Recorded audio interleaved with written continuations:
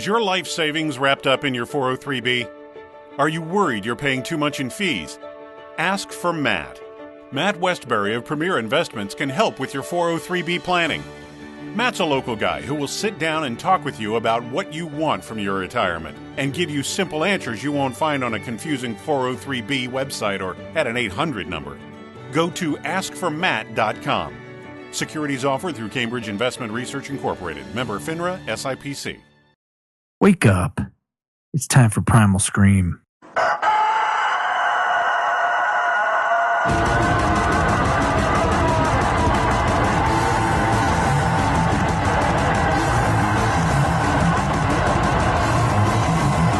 Welcome back to Primal Scream. I'm Matt. And I am Todd. And we have Rob and Dan Stiles with us tonight. Styling.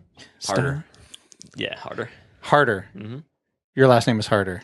That's correct. All right, so I fucked that up. And I call them the Stiles brothers. The when Stiles they walked brothers. In. Well, Sorry, yeah, guys. it was a little Warning, awkward, so- but we got past it. We just ignored it. Yeah, and sorry. kept talking. There's a bit of an age gap Avoid eye contact. between... Yeah. Yeah. So, we're back, right? And the reason why we're back is we're going to be having a great time talking about craziness. Craziness tonight. Weird things, hopefully. The strange, the unusual, the things that people don't normally talk about, maybe. Yeah, sure. Yeah. This, I wouldn't mind having like a coast-to-coast type show every once in a while. And I heard a fantastically real ghost story today. Oh, really? Yeah, this guy that I was sitting with the last hour of my job, he goes, so he just out of the blue. So do you believe in ghosts? You ever have any weird? Say, I know a demonologist. Hello. And I said, no, I've never had anything like that happen. And then he started telling me his story, and I like full body shivers to where it took me out of my chair. Like, it was just maybe I do now. To me, it was the creepiest fucking. Anyway, we'll get into that later. But if you want to get into something amazing, get into Sweet Raw Joy. Oh, did you bring a plate? No. Oh, okay. No, I didn't. But you know what? You have like napkins over there. We can be savages. We're men. We probably need to at least cut it in half. A plate wouldn't help with cutting it in half. You're right. A knife would. And so let me get through Sweet Raw Joy. Okay. And then I'll go get it. So go to sweetrawjoy.com. It's desserts to live for. And if you're asking yourself, Matt, why the fuck do I care? What's so amazing about these desserts? Well, just listen. They're alive. They're living. They're uncooked. They're all natural and healthy, super healthy. So if you love your sweets and you just can't stop eating them, and maybe like Lori Morris. Lori was training for, what was it, a half marathon or marathon? A marathon in New York for Okay. women over 40 or something like that. It was like a specific thing. Okay. Yeah. So once she was done training, she kind of started putting on the weight because she was eating all the things that she was eating while she was training, and she wasn't burning the same amount of calories. So she looked into the raw desserts, and they're amazing. So if you want to order some, go to sweetrawjoy.com and order yours today. And we even have some right here, and I'm going to cut them up and divvy them out, and people can try them. All right. They go along great with beer. They do. Wonderfully with beer. Also, you know what goes along great with beer? Comedy. Comedy goes along great with beer. I always have a beer when I go to the Penguins Comedy Club down in Cedar Rapids, Iowa. But if you can't make it to Penguins Comedy Club in Cedar Rapids, Iowa, and you need a comedian or an entertainer for your event, go to usaentertainmentagency.com and you can book your entertainer there. And the guy who runs it, Jeff Johnson. Our favorite person. He's a really, really neat guy. And the reason why I think he's a neat guy is because he's never asked for anything. He's never asked for anything in return. He's only offered. He just only continuously offers. And when he offers, he follows through. So if you want a tip on being a good, successful businessman, follow through with what the fuck you say. And don't forget where you came from. Maybe is that decent? I have no idea what you're talking about. I don't know. But that's all of it sounded pretty good to me. So At And least he- send the elevator back down. yes.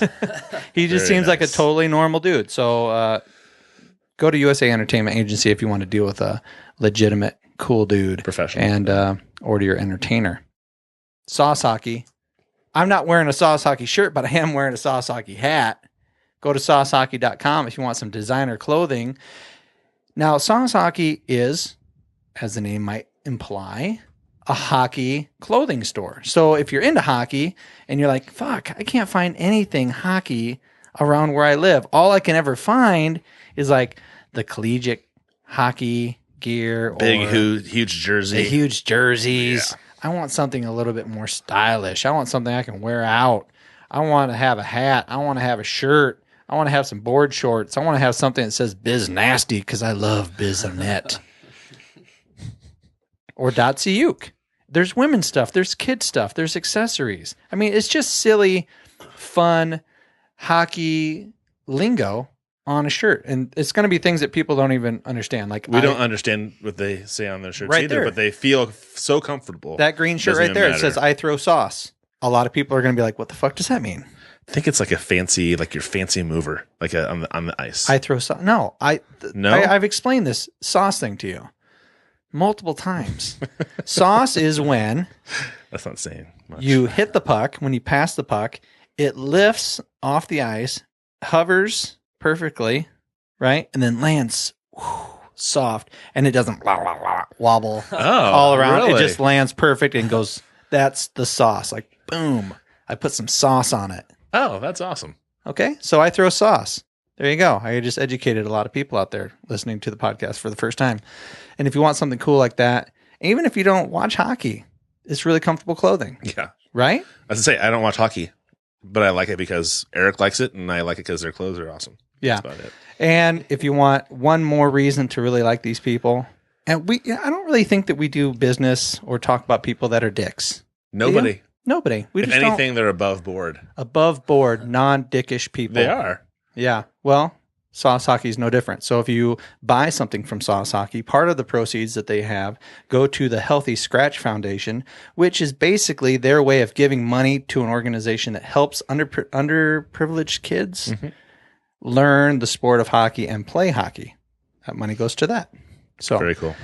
if you want to support that, go to saucehockey.com and buy your apparel right now. Do it. If I could pull off getting us a podcast with Wayne Gretzky, would you be down for going to Arizona?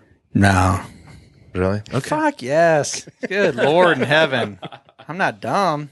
He's a legend. I say we may have He's to the mortgage GOAT. the house for that one. He's the greatest of all time He hockey is the player. GOAT. Yeah, right? You're right. Yeah.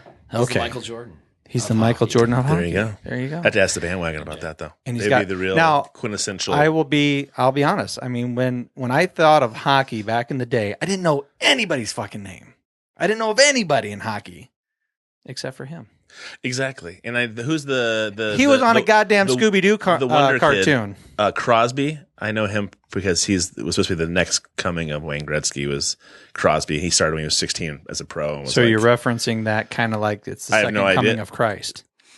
You realize you just did that, yeah, right? but it was the second coming of Gretzky. And I would like to And do a something reincarnated special Gretzky. for Wayne Gretzky, which is And kind of a Eric. surprise. And Eric. And it's a surprise. We still just need to pull it off and raise some more money before we just start spending things like crazy on gifts. Anyway, now it's time for Cards Against Humanity. Todd, while you explain the rules and the different Do you guys know awesomeness- the rules of this game? Oh, I have heard Played- many yeah, things. All right, about I'm this. going to go get the plates and a knife and some forks. Okay. All right. So the key to the game is: have you ever played Apples to Apples as a kid? Maybe. Okay. So these are your question cards, and these are your answer cards, and these are all extremely inappropriate, sexist, racist. All right. It's hard to put them in a category about how bad they can be, and they really can be horrible.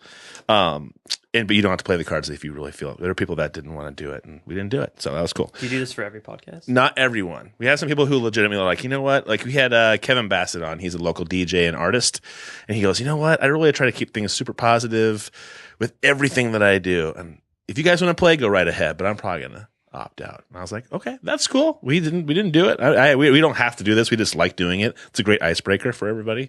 And you guys know what you're getting yourselves into. Yeah. You know what I mean? Here we go. So anyway, these are your answer cards, and so we'll just take turns. The rule for who gets to start first is who, and this is a legit rule, is who had their most recent bowel movement. Gentlemen, Rumble, rumble. hopefully it's not rumbling too I'm bad. having one now. Getting prepped. I think mine was 11 a.m. ish. 11 a.m. Not yet today. Ugh, poor guy. Come on, man. No, not yet today. Oh, I'm okay. Sweet Rob. Like 1. 1 o'clock? Okay, I was like, right before I came here, I want to say like 4:30, 5 o'clock ish. All right. Are you cheating? I haven't gone first for a really long time. You've been really terrible for a while, and I don't know if you're trying to. Maybe this is the key. Maybe this is the whole turnaround is right here. You know what? Okay. All right. I'll give it to you. Because you've been suffering. I've been giving you a hard time. I've been kind of cruel. You know what? You might as well take the first piece of chocolate too. And why don't you take one of those and cut it in half and give it to you and Rob, and instead of destroying it, you're just like I'm mangling. It's you're really killing pretty. Lori's thing. It was so gorgeous before that, and now it's still going to taste good though. At some point, you have to break some eggs to make an omelet. You know. She's already not broken any eggs. Right. There's no eggs. There's no in eggs this. in it. Yeah. So, okay, so I get to go first. Lucky Okay. me. So you've explained everything. Yes. And they're like swimwear. Hopefully I remember. I feel like I'm playing poker. So All right, you go can ahead. look at all Go your ahead. white cards. You Pick can up your white peruse cards. your white cards for a second and see Check them all out. and check them all out. See what these your are- answers are because that's what you're going to use. Okay. And when you get a little chuckle in because there's always one that's funny. And catches you off you're guard. really trying to figure out who you're playing to because he's the judge, right? And when you ask your question, you're the judge. So you're trying to figure out Trying to peg who. what makes that person. He loves doing swearing ones. There's swearing in it. He likes it. And then he tries to mind fuck me and throws out some crazy sexual thing. And so he's always, I'm have to and play maybe I'll go light. It's a double maybe game. Maybe I'll go super sweet. rainbows and Maybe puppy I'll go dogs. innocent. Okay. Yeah. All right. In its new tourism campaign, Detroit proudly proclaims that it has finally eliminated blank. In its new tourism campaign, Detroit proudly proclaims that it has finally eliminated blank. Oh man, it's just Please let me know if you want me to say it again. Here. Oh, I love this game. It's so freeing. I think it's one of those games that allows people to be horrible people, and that's why it works so well. It just digs into the worst part of All right. So your eyes are closed. Yeah. It's completely legit. You have no idea what card is being thrown at you. Just put it in the pile, guys. When you have figured out your things, your responses. Good to go? No, not yet. Dan doesn't know us yet. Dan is still feeling us out. So go ahead and throw it on the pile there. All right, Todd. Good. It's behind your computer. There. There you go. You got it, bud. There's not a lot of choices here that I can choose that would make you guys feel better about yourselves. If I was trying to figure it out. Don't worry No, about us. once you hear a couple of rounds, you're gonna be like, oh, gee, I don't even know what I was thinking. All right. The cool part is that we had a gentleman in here, Will, who was from Australia, and he goes, there's an Australian version. And they pulled up some of the ones that are from the Australian deck, which we didn't mean anything to us. But he was sitting there going, oh, shit, that's really a horrible card to say. Because it had to do with Aborigines being killed and stuff like that. I was like, oh, God, that's terrible. Okay. Yeah. All right. Go ahead. All context. Yeah, you're not kidding. In its new tourism campaign, Detroit proudly proclaims that it has finally eliminated getting your dick stuck in a Chinese finger trap with another dick. That's off the table. I'm just saying, if you've eliminated that, hooray! I don't know. It's one of my worst nightmares. I don't want my. In its new tourism campaign, Detroit proudly proclaims that it has finally eliminated a bigger, blacker dick. For all those smaller dicks. That's out there. right. I love how the first two are dick. Yeah, two dick jokes out of the way. Sure, everybody In its new tourism campaign, Detroit proudly proclaims that it has finally eliminated angel-headed hipsters burning of the ancient heavenly connection to the. Okay, sorry, let's start over again. Angel-headed hipsters burning for the ancient heavenly connection to the starry dynamo in the machinery of the night. Is there really enough card for that? Wow, that's a complex answer. I've never heard that one either. I think I'll do that because I think it's long and it's fun. Bingo. And you're being nice to the guests. Good job. you. Good That job, could have Todd. been you. So you know him Oh, too it was much. yours? Oh, so you did the dick thing. Yeah, there you Good go. on you, mate. Right. Okay. Jesus, not two of you. Hey, Both listen, of you have to stop. I'm only setting the foundation. That way, when Will comes back on and I start throwing out my Aussie lingo, he can be like, oh, okay, he does it all the time. Stupid, It's not just when I'm stupid here. Americans. Australia, not England. All right, man. Your You're turn. up. Read your black card. Is this the one I gave All you? right. Yeah. The socialist governments of Scandinavia have declared that access to blank is a basic human right. The socialist governments of Scandinavia have declared that access to blank is a basic human right. All right, I've already decided what I want. All right, your eyes are closed. Oh, It's got to be completely legit here. shut her down. All right, buddy. All you're right, up. sir. All right. Here we go. What do we got? Must have something good over there. Okay. All right. So the socialist governments of Scandinavia have declared that access to, not contributing to society in any meaningful way, is a basic human right. I like See that one. being That's socialist. funny. Yeah. Seems very good. So somebody's thinking, get their hat on. The socialist government of Scandinavia has declared that access to queefing is a basic human right. Well, yeah, I think it kind of is. You I should mean, never feel bad about that. Never. You know, you queef. You've and you've done you're your like, work. Go to jail. You've done your work. You've done your work. And last one, the socialist governments of Scandinavia have declared that access to doing it in the butts is a basic human right. I feel that. Oh, those are all good. 3 good cards. Not bad. I like bad. those. What do we got? So I feel like these are all human rights. It's tough. Damn it. We've got a 3-way tie. A kid in the candy store. No 3-way Well, ties. it's just because queefing is just not your daily, Yes! Todd, not your daily do. you scored before I did. Man, You might have set slam the tone dunk. for today. You might pull it There's that out. one. All right. My turn. Here we go. Oh, I'll here, take you that black this, card. right? Yeah, it's super important. Thanks. White people like blank.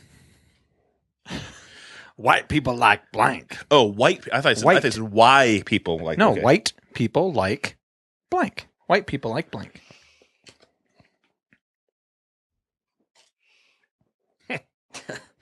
These are just ridiculous. They are. I mean, you know, it's like you connect those dots. You're like, maybe that one would be great, but maybe not. Dan, am I good? Not yet. Quite. Hold on one second. Got one more. He's indecisive. Oh, Okay, we're good? Yeah? I hear some movement. see. Yes, you're Okay. good. I'm Here we the go. last one. That's what I'm wondering here. I'm gonna crack into this beautiful. Damn, we just get those over for him. You get them all? Okay. I got them all. Yep. All right. White people like being fabulous. Yeah, just go to Bravo. White people like Russian super tuberculosis. Love it. White people like the token minority. Oh, I like that one. I'm going to go with the token minority. Bingo. I'm in. You're gonna Being fabulous. Hello. You and I are going to really have to pick up our game. Right. We're sucking. I think they do, though. You know, the Kardashians are on, so that's Dude, kinda we played a like version fabulous. of this before. It wasn't Cards Against Humanity, but I played a version of this before. Maybe the apples. Apples to apples. It, Yeah. it had to be. And apples to apples can be a really fun, hilarious game Right. too. It's just not raunchy. I got skunked. I was terrible at it. So I Well, guarantee you you're guys- proving yourself the second time around. Let's go, buddy. All right, let's see. All right. Black card, sir. Blink. Oh, testing. Blink. Good to the last drop. Oh. Okay. Oh, closing my eyes. Oh, I don't have a good one for this. Oh, I gotta keep thinking about the guy reading it instead of me. I know that's the hard thing. Just getting out of my own life. Because you're a sick I bastards. guess. That's why. His eyes are closed. He's prepped. He's prepped. Oh, I'm not done yet here. All right, this is All right, buddy, you're up. bombs There you go. away. Oh, by the way, this was really good. You like right? Have you had it before? You probably have. Yeah, Jackie has Brought had some these home. around the house. They're awesome. I could just slam all of them. Oh God, see, I might be able to do one of those halves. This is almost too chocolatey for me. It's One or just- two, and I'm full. Oh, me too. Rich, yeah. All right, sir. We had to read the black card and Well, the yeah, answer. The white card's first on this one. Fetal alcohol syndrome. Good to the last drop. That was not right. That was not right. Last drop. My dead son's baseball glove. Oh my! You are sick bastards over there. Vigorous jazz hands. Good to the last drop. Vigorous.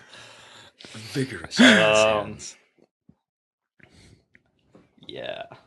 None of these are really great choices. I believe one of them's really I'll good. just go with this one. Which one's That's that? the one That that's so fantastic. Give me your black card there, buddy.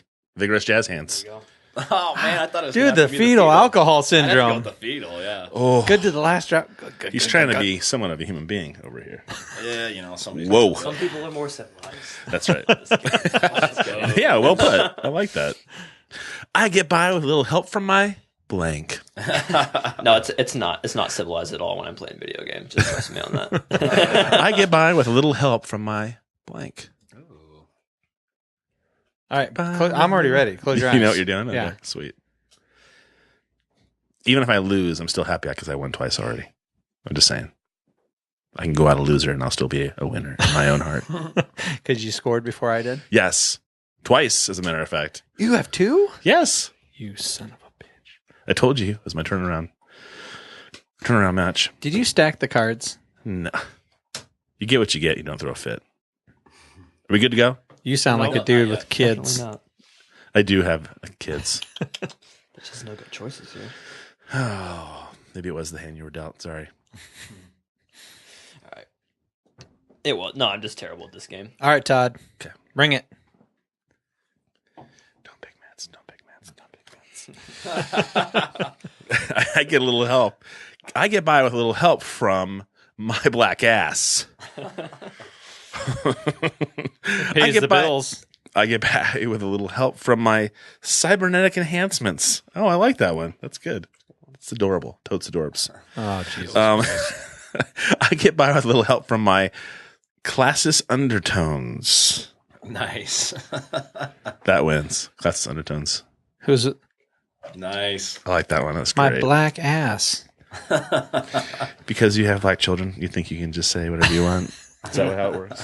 I'm Jewish. I can. No, I'm just kidding. I don't. Not gonna go You're not down kidding, that though. road. You do have black children. Yeah, I do So- have. Yeah. Yeah. But thanks for bringing it up.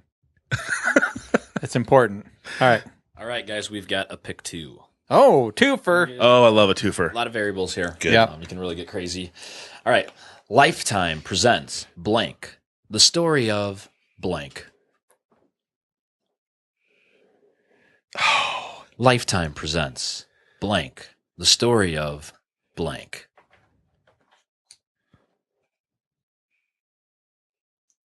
All right. So, just so you know, the first blank, the top card. Okay. So when he reads it, he's going to pick up. two. It's two cards. Yep. So the first blank, Say it again. he'll look at the top one first. Can you read your card again? Get into character. You're really taxing him tonight. Why? Rob's good to go. I need to hear one. Rob, can you say it one more time, please? Oh, yeah. Sorry. I was meditating. You were zenned out, brother. Holy cow. Lifetime presents blank.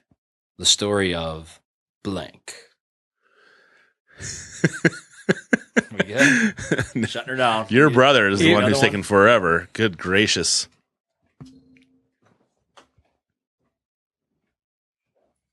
All right, You're sir. up, buddy. Go ahead. Okay. Go here first. I do hear from people that enjoy listening to this part of the show, to be honest. Yeah, just us playing it. Yeah, I they think do. everybody likes it. You know. Lifetime presents. And hold on. First of all, is it the top one? It's that I the read? top one card. first. Yep. Top one first. Yep. Lifetime presents concealing a boner. The story of being 9 years old. Oh, that's awesome. That's great. Well done. The next victim. Lifetime presents Oompa Loompas. The story of anal beads. Oh, Special image that's placed in Yeah. your mind's eye. All right then. I don't even want That to hurts watch my- that movie it anymore. hurts my heart. Do you have the golden Hurts my ticket? heart. Yeah. I wish I didn't. Lifetime presents the thin veneer of situational causality that underlies porn. The story of Christopher Walken. That's pretty good. That's old Chris. Anything with Christopher Walken. Oh, God, these are all pretty good. More cowbell. More cowboy. I thought about that the other day when I was at my daughter's band concert. There was a kid wailing on this cowbell. Dude, I just wanted to say, get that cowbell. More cowbell. I watched the same thing at my kids' music thing and saw the cowbell and thought, oh, more cowbell. I love it. How do they Champagne.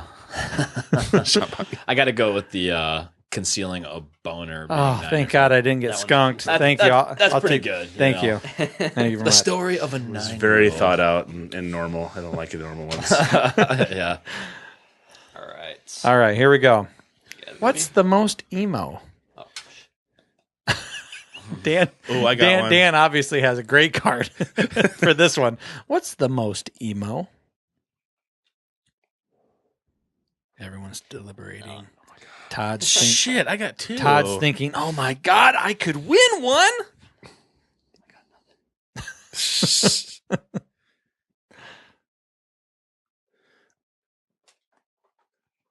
How's this going to turn out? What's the most emo? All right, buddy, you're up. Okay, here we go. If she stops, nobody knows. All right, ladies and gentlemen. What's the most emo? Gay aliens. You never know. They might not have the whole rainbow thing. Maybe it's very black and dark gray, Lasers. right? Lasers. Flying saucers and lasers. What's the most emo? A hopeless amount of spiders. That's pretty emo. Hopeless. Hopeless. You can amount. tell that we're just running low on cards right now. Yeah. Now, normally we would keep replenishing the cards, but because Todd wanted to make up the rules just for the show, Oh, shut up. It's not my fault. we play with what we get. All right. What's the most emo? A balanced breakfast. I like that one. That was great. You know what? I'm going to change it around a little bit. Changing it. Uh-oh. I'm not going to go with the most perverse. I'm going to go with a balanced breakfast. What's the most emo? All right. Success. There you go, sir. You get a Change it, point. man. Thank God. I was going to do indescribable loneliness because that's one of my cards. I thought that would be good. See? That would have been great. God damn it. Awesome. Why did That you would have been say really that? good. Because I'm dyslexic in the brain, and so I picked this one I shouldn't have picked. I'm dyslexic in the brain. Does that mean you're a dyslexic true with fact. everything? It's a true Be fact. dyslexic. Yeah, exactly. That's different than like being dyslexic in the feet. No, or- it's brain and the dyslexic. There you go. Thank you, Rob. Thank you. All right, you're our last one. Let's do it. Dana, let's do this. Let's do it live. A romantic candlelit dinner would be incomplete without. Ooh.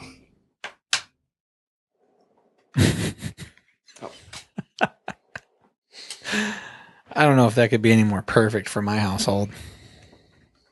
Ready?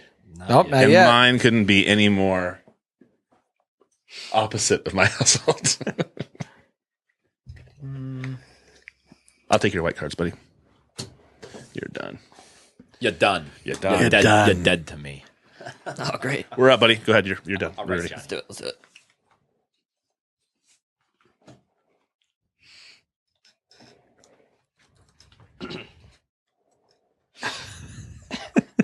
People are like, man, there's a lot All of right. dead space. A romantic candlelit dinner would be incomplete without crumbs all over the goddamn carpet. I have heard that before, and I caught myself before I spit beer all over Dan. Never take a drink of beer before you listen to That the is answers. fantastic. A romantic candlelit dinner would be incomplete without surprise sex. And it fell. True. And a romantic candlelit dinner would be incomplete without pulling out. I'm going to have to go with that one. With pulling Pulling out. Rob was the big winner. He dominated this game. I was second place. Well, I think you and Dan. Dan doesn't. I count. came He's- in last. I only got one. That's okay. And did I say one mean thing to you? No, you didn't. You're the better person. Is that what you wanted to hear, Todd? Thank you.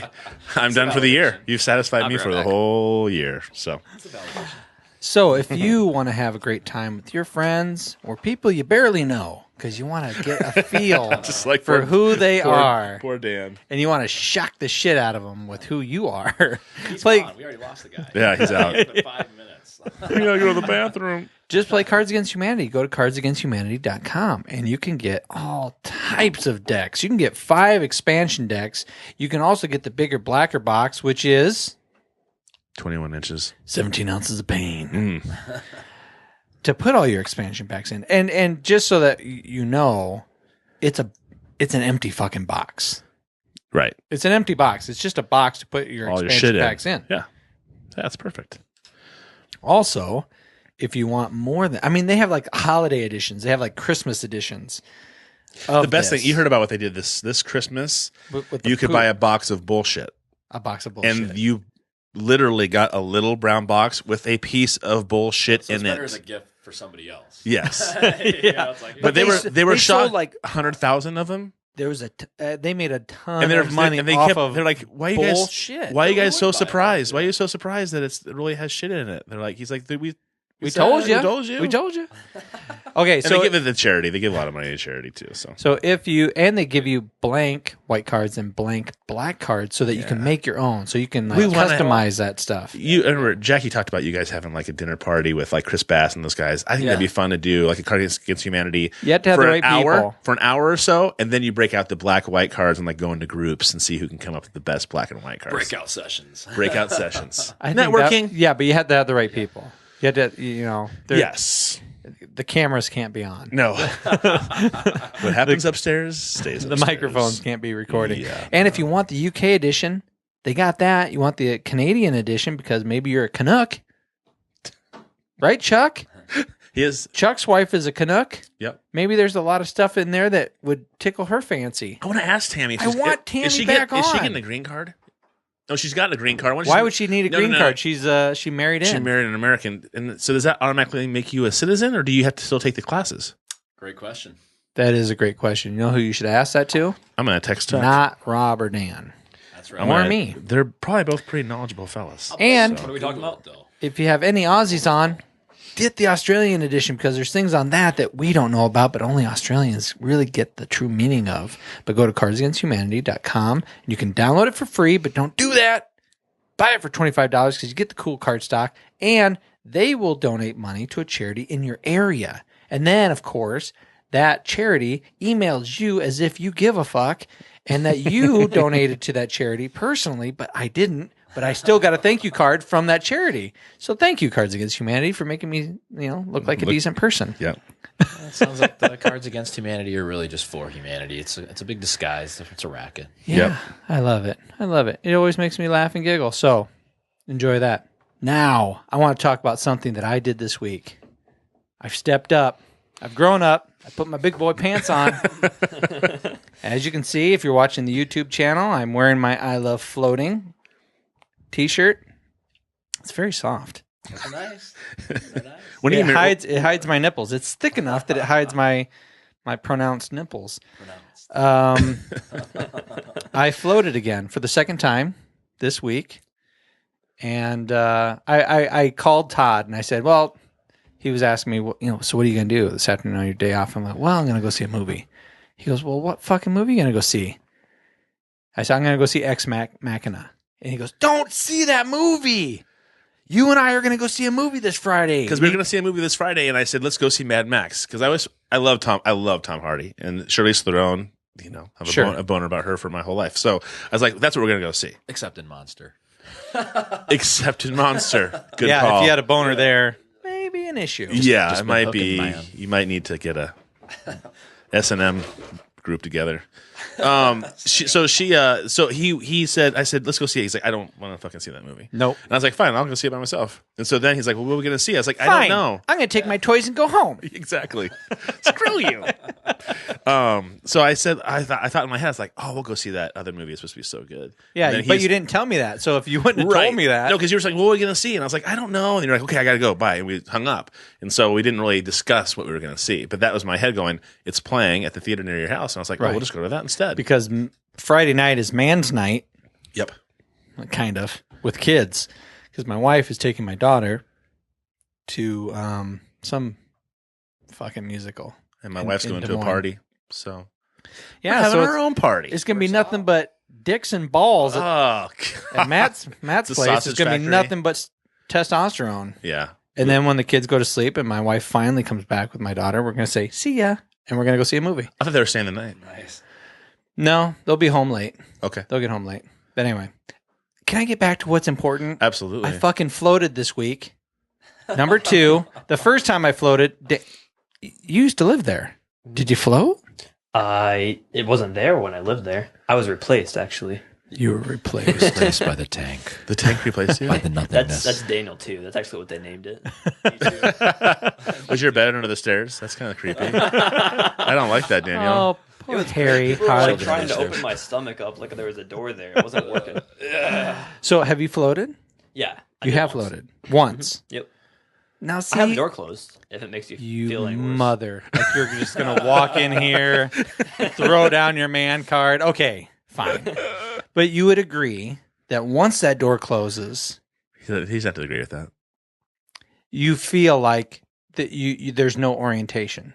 When you get in there and you lay down and the door closes, it's completely dark. So when you open your eyes and you're looking around, you can't orient yourself with anything. That's the whole purpose of that tank, right? Right. And that was a little too much How'd- for how'd you young little Matt. How'd you float? She said she put more water in there. That's when she invited us back for I another definitely, float. my ass did not touch the bottom. Okay, So- so I have to go back because I haven't done it since. So I want to. Yeah, so she definitely upped the game. she upped the salt, up the water depth, And just for us because of our big asses. Yeah, it's who- so I did thoughtful mine a of few her. months ago, so I haven't done it recently. I'll say this. Float number 2, completely different experience for me. Completely different. 1, the door was closed all the way, so I felt good about that. 2, I described my first float as like 30 up and down anxiety trips. Right? With the door cracked. With the door cracked. And I actually opened the door twice to check on what time it was. Because I'm like, How much longer does this have to go? no, because you have no concept of time. That's true.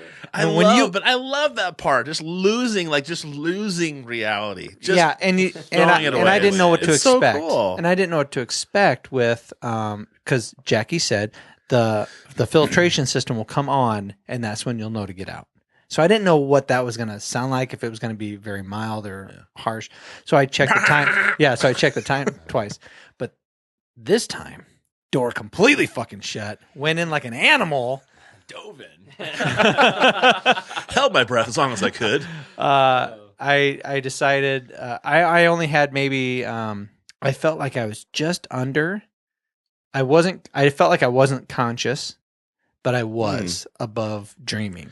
Right? It reminds me a lot of like the lazy man's meditation. Has like being hypnotized kind of feel. Like you're just kind of like zoned out kind of. That's what I Like you're aware, but you're unaware. Like, Yeah. Right. Absolutely. Right. Yeah, absolutely. The thing that I noticed that I would give maybe a tip to, there's a kind of a fine line that you're going to want to walk when you float. One, because the air is warm, I kind of at times I had it was the same feeling that you get when you're in a sauna.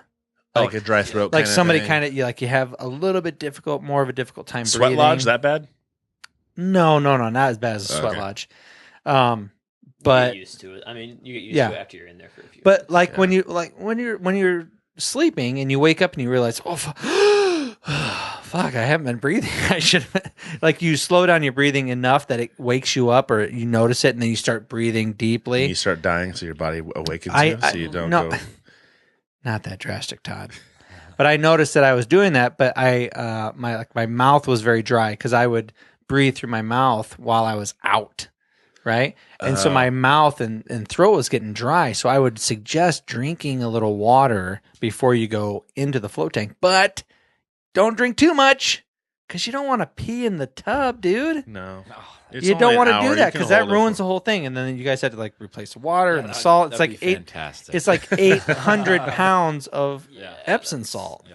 That's a lot of fucking salt. And Dead Sea avoid salt. that. I can't imagine like bag after fucking bag. Yeah, I guess who gets after to bring bag. that down? It's great. Yeah. Carrying that down the Yeah. stairs. Oh, I remember moving There's those like boxes probably around. 40 of them. Yeah, What? there's You're just like, stacks of them. yes. It was terrible. You gotta call. Dude, just call us.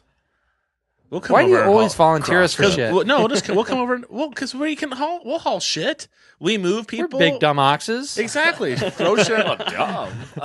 But you know what? No one said The that. way I wanted to make you feel bad, but It was awfully nice we would to totally, say, yeah, you asshole. we would totally be down with helping you guys when you do that stuff. Obviously, you can handle it because it's up and running. But so my ass never touched the ground, which it did the first time. Which that didn't. I also It didn't brought. bother me, actually. I brought but- a speaker. I brought my. Oh, you did? I did, but I didn't use it. But Oh, I how had come- it with me How come you didn't use it? because I didn't have anything. I wanted to go with a guided meditation because I'm not. I think a lot of people, or I should say this. Let me say it better.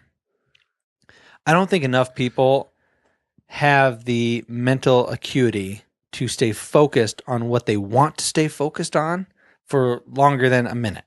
You know, and you're in that tank for an hour with no concept of time, no sensory with inputs no. at all. I did feel like I was flipping head over ass over tea kettle, that type of Really? thing. I did the You spinning. have trippy floats. I did the spinning, the pinwheel spin, Hmm. and I also did the head over ass over tea kettle thing. But I had thought, if I had an hour of guided meditation, like this is really what I want to focus on. Yeah. Very light, very soft, somebody talking to me, and I can stay focused on that, and I'm going to drift in and out of it. But I didn't use it because I just did not want to fuck with it. And I'm like, okay, I have an hour and I don't want to mess with Jackie's schedule. And, you know, so I kept it in the bag, but I brought it with me. I didn't use it though. But I would really like to do that. I think I want to bring that little thing. It'd be kind of, I'm just very curious. I mean, when you brought it up, I thought, oh, I don't want noise in there. But if there's a out of body, what do you play? Oh, he was trying to talk in the mic. Oh, Dan's doing a good job producing. The producer. The out of I want that out of body experience without any sensory. So I kept thinking, well, I don't want any input at all. But then I thought, well, if there's a disembodied voice that's walking me through something, Yeah. that sounds like a great Right. idea. yeah. I like that a lot. We're blowing up on Twitter.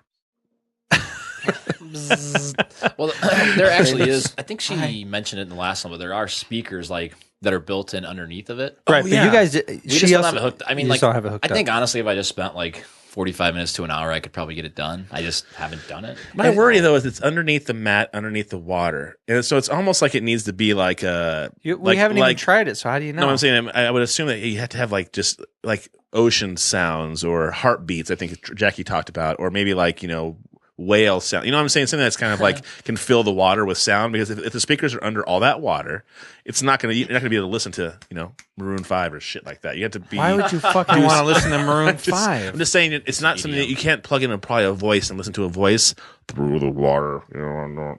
I don't. Yeah. Well, the thing is, like, your knows? ears are usually under the water anyways, though. When you're Right. That's true. True.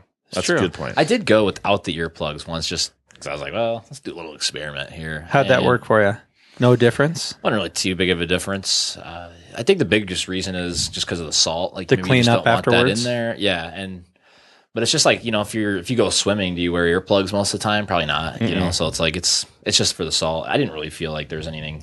Too major I going did a on. much better job in the shower afterwards, like really rinsing out my ears. Because the first time I didn't. The first time I was like, "Oh, okay, I'm done," and I jumped in the shower. I just rinsed off real quick and got the fuck out. I just ran and out then, the door. I yeah. didn't say anything. Come on, Jackie. It was great. See you later. The neighbors are like, "What the hell is this naked man running out of the back You can door?" get dressed, Matt. You can get dressed. So yeah, I took the time and because I was scooping that salt out of it's so fine. It's so fine. My skin felt amazing. I slept so awesome that night. So if you've ever wondered, or if you've ever thought to yourself, what the fuck is an isolation tank? What is a float? What the hell are you guys talking about? Okay, this is a chamber. It's like a coffin, but don't get too freaked out. It is a little scary the first time, but it's a chamber you lay down in. It's 8 to 10 inches of water. It's got 800 pounds to 1,000 pounds of Epsom salt in the water, so you float. There's no light. Once you shut the door, there's no light. You don't hear anything, and the water is warm. It's 93.5 is what Jackie was saying, and the air is heated, so you're not chilly. And then the filter, I mean, when that kicked on, it woke me up. I was like, holy shit, You're like, I'm getting sucked in. It's taking me down. I can't believe I'm done. I can't believe I'm done already. I was so proud of myself. And then, of course, you want to like squeegee yourself off. So you don't just dump 20 pounds of salt on the floor. Well, I'm looking forward to doing it again so that I can not scrub so hard. The second time's always better, I think. I shouldn't say there's like no absolutes, but it's what to expect, like you said. So you go in, you're like, okay, I've got a feel for this, and sure, you can roll it. Yeah. I mean, I kind of knew what to expect a little bit when I went in my first time, just because I've meditated in the past. So I was kind of going in expecting that kind of experience, which maybe that's why I had that kind of experience when I did mine. Because I've done some meditation. I got into it when I was living with Rob and Jackie initially, and just like I've been doing it since then, kind of on and off. So it's like I went in there just kind of expecting the same experience, and that's what I got out of it. And Jackie and I have talked about it quite a bit. It's like whatever you go in there expecting, honestly, that's just what's going to happen. If you want to go in there thinking about stuff, that like if you just need a dark place to think about stuff, just be alone with your thoughts, and that's what you have. A dark place. Yeah, a dark place. Can I have a 312? That's right. Yeah, please. Yeah. I when I got done, I thought the meditation thing. I've been thinking about the meditation thing since you said it. Like the isolation tank is kind of for people that don't really want to put the work into sitting there and being mindful. And I think you're right. I also think that there's not enough people that know how to be mindful.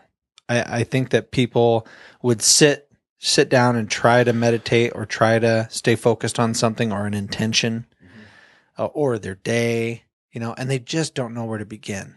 And I've had some experience with meditation, with guided meditation, with hypnosis, with guided hypnosis, all that stuff. I've loved it throughout the years. And when MP3 players first came out on the scene, many moons ago, for you young people, I found, what was the Silva? Thank you. The Silva Ultramind system. And so that was like a 30-minute guided meditation. And I would use it at night if my brain was just fucking racing because I'm thinking about all the things I got to do tomorrow, all the things. Why am I not asleep yet? Why am I not asleep yet? Yeah. And that's keeping your ass up. Yep. But to have anybody say, okay, just breathe. Okay, exhale. And it's simple. I mean, it's not complex, and the Silva Ultramind thing would start at the top of your head. And I mean, it's talking about your forehead and your eyes and your mouth, and think about your skin as it tingling, and it's working its way down the body all the way down to your toes. And then it goes down another channel.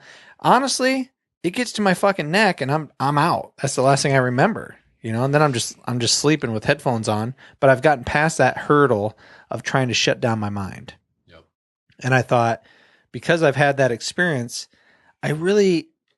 that's what I know I get the most out of. So recently I found an app on my phone at the Play Store because I have a Samsung Galaxy. It's called Headspace. Yeah, you got that one, don't you? Yeah.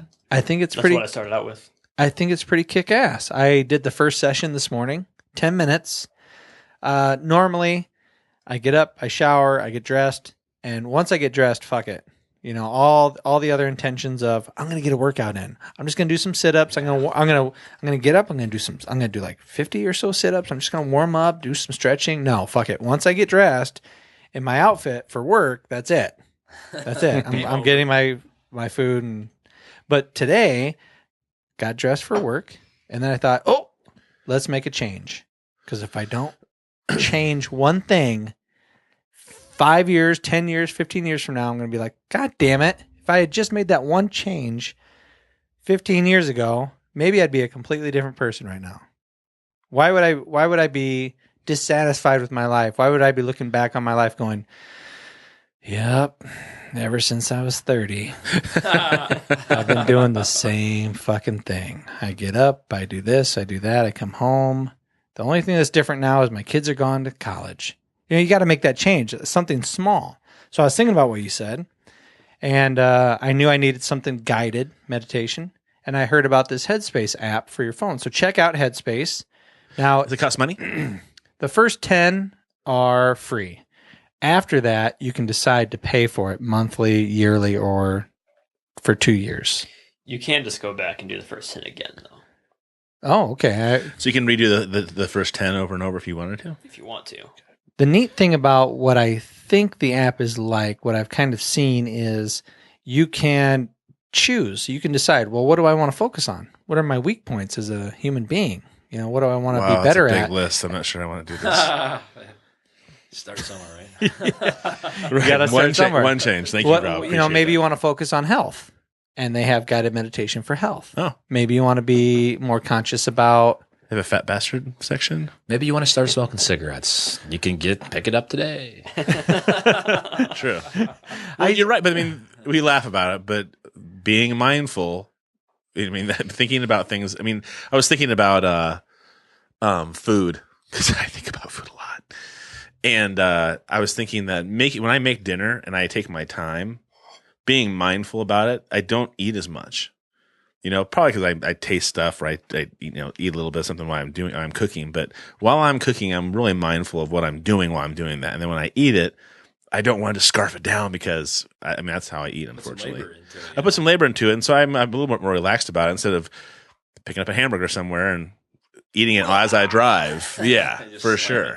Yeah, That was me the other night. It happens. You know? I came home from work, and on the way home, my son calls me, and Dad, yeah, bud, we're gonna go to McDonald's. What do you want? And I'm thinking, I don't really want McDonald's. I don't really want a fast food thing. What I want is to come home and eat a steak and a fucking nice salad and something like that. I want something homemade. But fuck it, since you're going to McDonald's, I'll take 2 double cheeseburgers. Make sure you give me 3 sets of large fries. Make sure to add extra salt on them. Yeah. Yeah, so I went that route. I went with the McDonald's. And last time they were here, they didn't ask me if I wanted anything, and I gave them a really hard time that they didn't ask me, even though I wouldn't want anything anyways. And so this time, I heard his wife go, "Hey, go ask Todd if he wants something." And he came over and goes, "Todd, do you want something from McDonald's?" I'm like, no, that was my son, not me. And I said, "No, I'm good, buddy." He's like, "Okay, just wanted to check." I'm like, "I heard your mom ask you, but you're a sweet boy." So the whole floating, let's get back to the floating thing. And because diet, floating, all this stuff kind of interacts with one another, you know.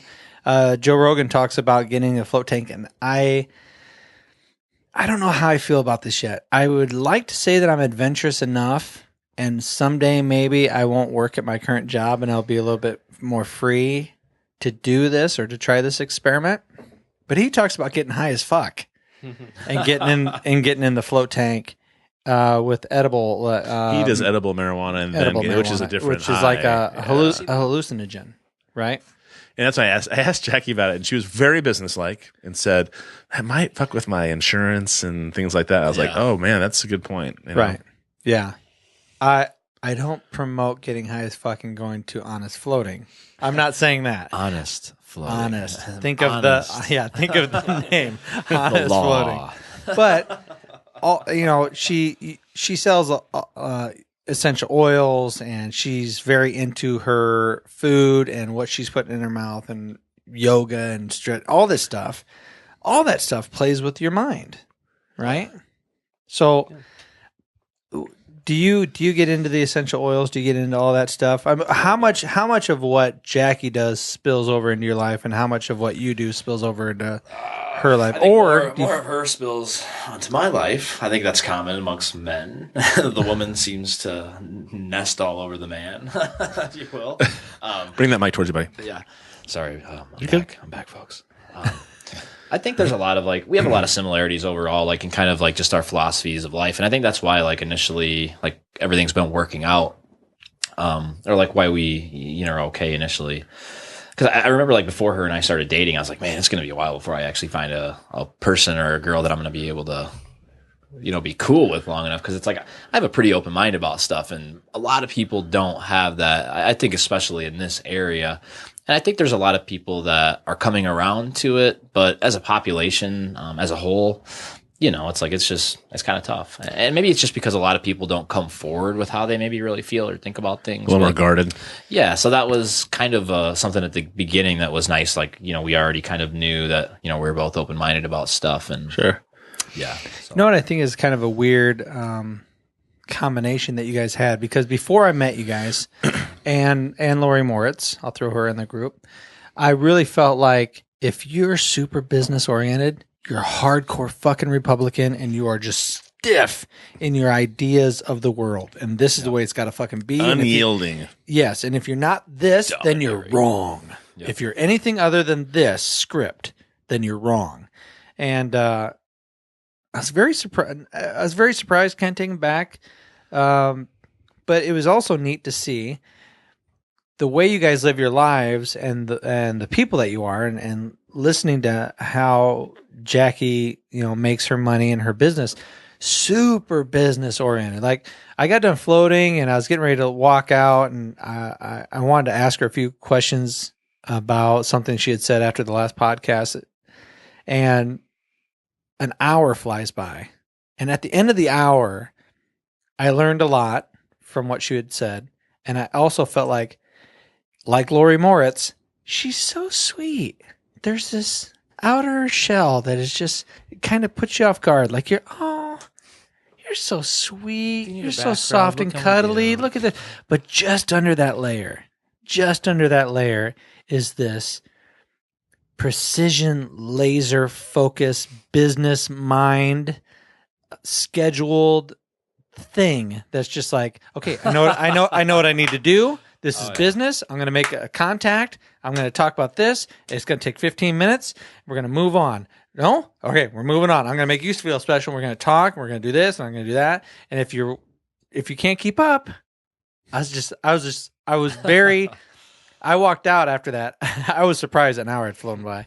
And I walked out going, okay. You better get your game on, buddy. I really have been way too relaxed with my philosophy as far as this podcast goes and my production company. And because I started this with my buddy thinking, we'll just have fun.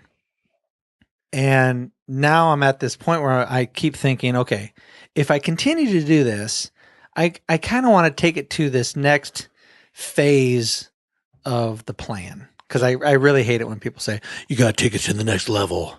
that phrase just is so... Up your game. Yeah. You got to up your game. I'm down with that. That's cool. But take it to the next level. It hurts my soul. So I got to up my game. And I keep thinking, well, how do you up your game? And after I talked to Jackie, I talked to Todd, my business, and my other business partner. And I said, the difference between where I'm at and where Jackie's at, or where you're at, or where Lori Moritz is at, or Ecolips Steve Shriver is at. To me, the only thing I can relate it to is 8 years ago, I worked in a factory on the floor, union thing, and I was fine with that. And I thought I knew the way of the world. I kind of knew this was my paradigm, right? And then I became a supervisor, and it changed. My paradigm changed, and all of a sudden I could see it from a completely different angle.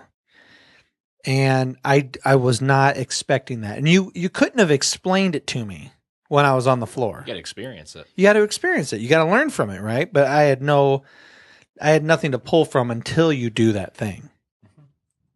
So that's kind of the same way I am when I got done talking to Jackie. I thought, right now I'm still on that floor of the factory, and I haven't yet experienced what it takes to do what she's doing. Now, she makes it look effortless. She makes it look very effortless. She's got a system. She showed me the office. She's like, I go through each cubicle. Everything's labeled very clearly. She's ridiculously organized. Yeah. And I just kept thinking, because she was talking about all these different people that she's met and the connections. And she's like, well, have you thought about this? Well, have you thought about this? How about this? And I just kept thinking, how the fuck do you keep everything straight in your goddamn brain? And I did say it some kind of like that, but I don't think I was that. I don't Subtle, know. As usual. Good job. Yeah, Well I don't know if I was that harsh with it, but she said, if I ate really crappy, I wouldn't be able to think clearly. And because I can think clearly, now I can organize my thoughts and I can plan my day, and I have a general plan of attack, and I know what needs to get done. And I said, oh, okay, clearly that's the difference. Clearly, because I wake up, I'll do something, I'll see someone, I'll talk to somebody, I'll write notes. I'll be like, fuck yeah, I need to talk to that person tomorrow. I need to keep that contact living, live. 3 weeks go by. Oh, fuck. I wake up in the morning. What was I going to do again? God, I'm so tired. I don't think I'm even going to meditate today. Yeah. It'd be too much effort to meditate. Yeah. Oh, I got to make coffee. I'm not going to meditate. Fuck that. No, but that was the big thing I pulled away from just hanging out for that extra hour with Jackie, because she gave this great example of, some of her friends, she goes, some of my friends wanted to do something. So we got together and we had 3 meetings. And at the 3rd meeting, they said, so do we know what we're going to do yet? And they said, Jackie, what would you do? How would you handle? What would Jackie do? What would Jackie do? Bracelet. Yeah. What would Jackie do? Yeah, you can still wear the same bracelet. Yeah. Pull them back out, folks. She goes, well, to be honest, I wouldn't be having a 3rd meeting. I would already know what I wanted to do. I would already know how to get it done, and we wouldn't be having a 3rd meeting. We're having a 3rd meeting, and you guys still don't know what you want to do fully. Yep. And when she said that, I go, oh, you're like a shark. You got this laser focused business brain inside your skull. I'm so intrigued yet fucking scared and intimidated. When she watches this later, she's just gonna be, oh my goodness, she's gonna be so happy. Yeah, she'll be like it. She's just gonna be like, I mean, honestly, it just made me feel like I need to find my Yoda. Yep. Like I'm sure that at one point she felt like I did, or you felt like Everybody I did. does. Everybody does until you. I was telling Todd, I go, dude, it was really like an eyes wide shut moment for me. Without the sex, it wasn't the Without sex. the There's no masquerade. sex thing, but there is there's a level of society or business that once you step into that stream and you want to be a part of that game or whatever, your reality changes, your paradigm shifts, just like it did for Matrix. me when I went from the floor of the factory to being a supervisor. Oh, these are my priorities. This is the way I have to think about things. This is how I have to run my life. It's not cold. It's business. If you want to have a successful business, and you don't have to be cold about it. It's like it's just efficiency. Yeah. And if you aren't efficient enough, then you end up going out of business, or you end up like really prolonging the amount of time that it should take to get to this goal. So first of all, you got to say, okay, well, what's my goal? And if you don't know what that is, well, how the hell are you going to get there? Right. So it's like, there's a lot of different ways that you can go about it. You can just kind of float by and things organically happen. And if it's just things are like a hobby, then awesome. Who cares? But if you literally like envision yourself or would like whatever it is that you're doing, for instance, your podcast in the situation, I guess, it's like, well, where do you guys ultimately want to be? So you got to think about that. And then you got to say, okay, well, what is it going to look like to get there? And then you kind of go all the way Plan from backwards. Yeah, come backwards to it, because if you just go like from A to B and then start thinking, okay, well now I'm at B, let's see how far away C is and what does C even look like? I don't know. Right. You've got to come back, and then you're always going to run into things that are seemingly like setbacks, but overall those setbacks are fine as long as you keep an open mind about them. Like, in my business, we've had tons and tons of setbacks. That's just part of life in general. And when you kind of like try to just move like water, and it's like, say you're water and you're flowing, and then here's this wall. It's like you just go around it. You don't just keep banging into it. And you may spin for a while until you figure out which direction you're going to go and move on. Okay. That Yeah, makes sense. absolutely. And then, like you shift back and then you detach yourself from like your emotion to the situation, because you're thinking, well, God, I really want it to be this certain way. So you try to, in a way, control it. You try to control it, but you can't control it.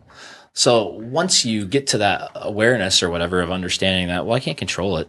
So I'm going to come back here third party and just act like maybe I'm not even attached to it. I'm just going to look at the situation and see what opportunities are around and just put my goals on the back burner and see, well, what new objectives could come from this? Then all of a sudden, like that light bulb turns on again and you're like, yes, your passion's back. So you've just got to be really able to know yourself well enough to say, okay, well, I'm going to give myself an hour or a day to, go bang my head into the wall when something doesn't go how you want it to. But some of the best times for us in our business have been when we hit that wall, and then we're able to come back and look at it in a positive light and be like, thank God that happened now, because wow, we could have done, this, and this. And then that would have been a really poor move. So yeah. Open-minded. Did you, can you tell us kind of the story? I mean, I read the article in the Gazette, but can you tell us kind of how you got started? How did you start your business? My business, I worked for one of the bigger companies in town, real estate brokerages. I won one of the apprenticeship awards and I was like super pumped. I was like, oh, this is great. It's like, you're like, well, I wanted to get out of what I was doing. I was in like, AT&T in like a management role. And I kind of wanted to get out of that corporate feel because it's corporate, man. It was Life sucking. Yeah. It's like, there's like 10 people above you and each person's telling the person below them how to handle it. And nobody knows what the hell they're doing. It's just, it's micromanaged. So, and everybody else is vying for one of those jobs above you. Oh man. And nobody's there on merit. It's like tenure, who's like sucking up the most. So you're like, this is okay. But do I want to be that guy? No. So I didn't really see a way out. So I ended up going and working at Sprint for like 7 months or 8 months and was trying to figure something out there and didn't work out. But anyways, I ran into somebody that worked at one of the bigger brokerages in town and ended up getting that apprenticeship award. And it was awesome. I was like, oh, this is incredible. Like I made it to the big time. Yay. This is amazing. And then I was like, oh my God, this is insane in here. Like I came from a real technical background to the wild, wild west of like real estate brokers and real estate as a whole is an industry that really is still kind of behind the times. It's catching up finally, but like technologically, kind of, or what do you mean? Yeah, technologically, and sorry, I put that word in your mouth, and that was Yeah. technology wise. Technology wise. Sorry, I felt bad. I said it wrong, and then he said it wrong. Technologically, Because of my life. I got into it and realized that it was a difficult industry in general for anybody, but it was okay because I got a salary for the first year, so it was great. Did it make you nervous at all with the whole 2008 real estate? Well, I got in 2010, so it was on the way back up. Yep, kind of supposedly, and for me, I wasn't really as focused on that as much because I wasn't thinking as macro as I was thinking micro. Like, okay, well, I'm going to get out of this situation that I'm in that I haven't really necessarily been comfortable with or have been looking for a way to get out. And then I was able to move into something else that was, I leveled up or whatever in my own eyes. So, which was cool because it gave me the flexibility to, as an agent, it's nice because you get to go out in the community and for your job is to network. Your job is to connect with people, with different organizations, with different things. And, my personality type seems to cater towards, liking to do that. I don't want to sit in front of a desk all day. It's like, if I have to do that, oh man, I'm going to go insane. So ENFP. Yeah, ENFP. So like, the moving around and, every day presenting itself with a new set of challenges and problem solving, that was appealing. But so anyways, year 2 was like really tough. Struggled. I did good the first quarter, and then it was difficult after that. And, with real estate being 100% commission, I'm like, man, what do I want to do? And I'm one of those guys that like, it's like if you put your mind to something, you're like, you don't want to give up on it. And, right. And I had kind of put my mind to it, but not enough. But once you get the momentum pushing you back, when you have bills going and you say you have to find a sale first, then you get a sale, and then it takes at least 30 days to close that sale. So you're like, you could be 60 days or however long, and your bills are stacking up in that meantime. So you're like, what do I want to do? So I ended up actually helping out a buddy, like flipping houses, and that was okay. But it really wasn't helping me out in the real estate industry. At that point, I really didn't know what I wanted to do. I was kind of thinking about going back to school and maybe doing like geology or whatever. It was kind of a blank slate for me. I'm like, well, I'm kind of at rock bottom. Like, I even almost lost my house and everything. And it was just one of those periods where I'm like, well, you really can't get any worse, apparently, like financially from that standpoint. Right. Friends, family, everything's still good. But the big thing was being in that situation. It really like broke down my ego. So you're thinking to yourself, oh, I'm this person. And then when everything around you shatters, and then it's like, no, there's more going on than that. It made me really do a lot of self-reflection, which was like priceless. It's like, I would never trade that for the world. Like being like kind of beat down like that was the best. It's like running up a hill or a mountain with a backpack full of rocks for a long time. It was tough. I bet. So anyways, randomly I had my old office mate call me up, and she's like, hey, check out this real estate brokerage. She had went to another one. And I'm like, oh, do I want to do real estate? I don't know. So I interviewed, got the job, and ended up doing pretty good.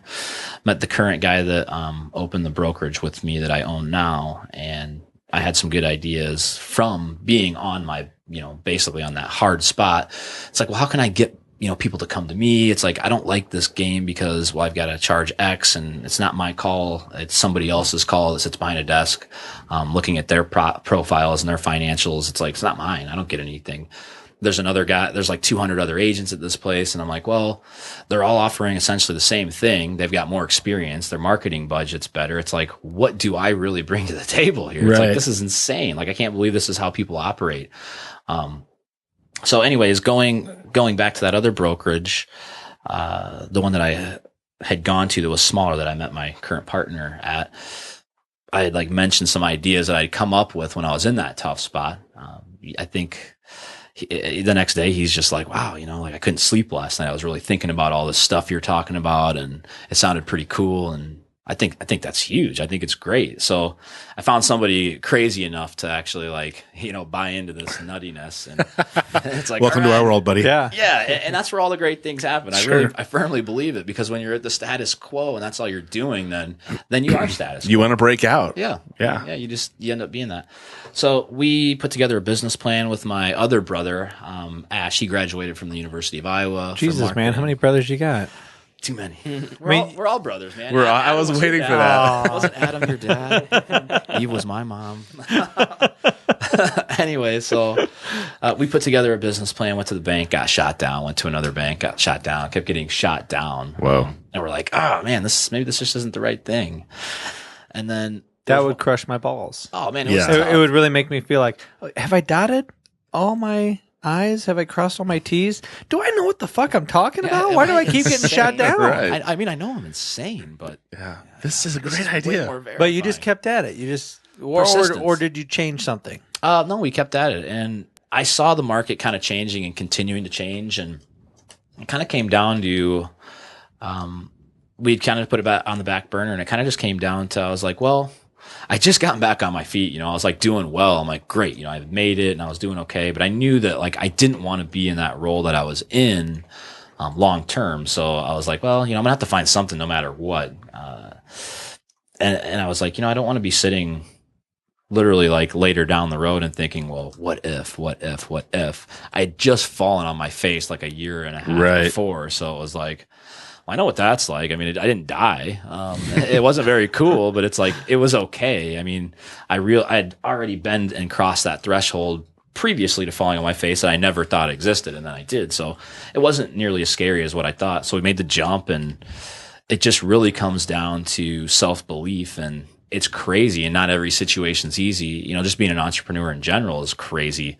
But the thing that I do love about it is, it's the creativity.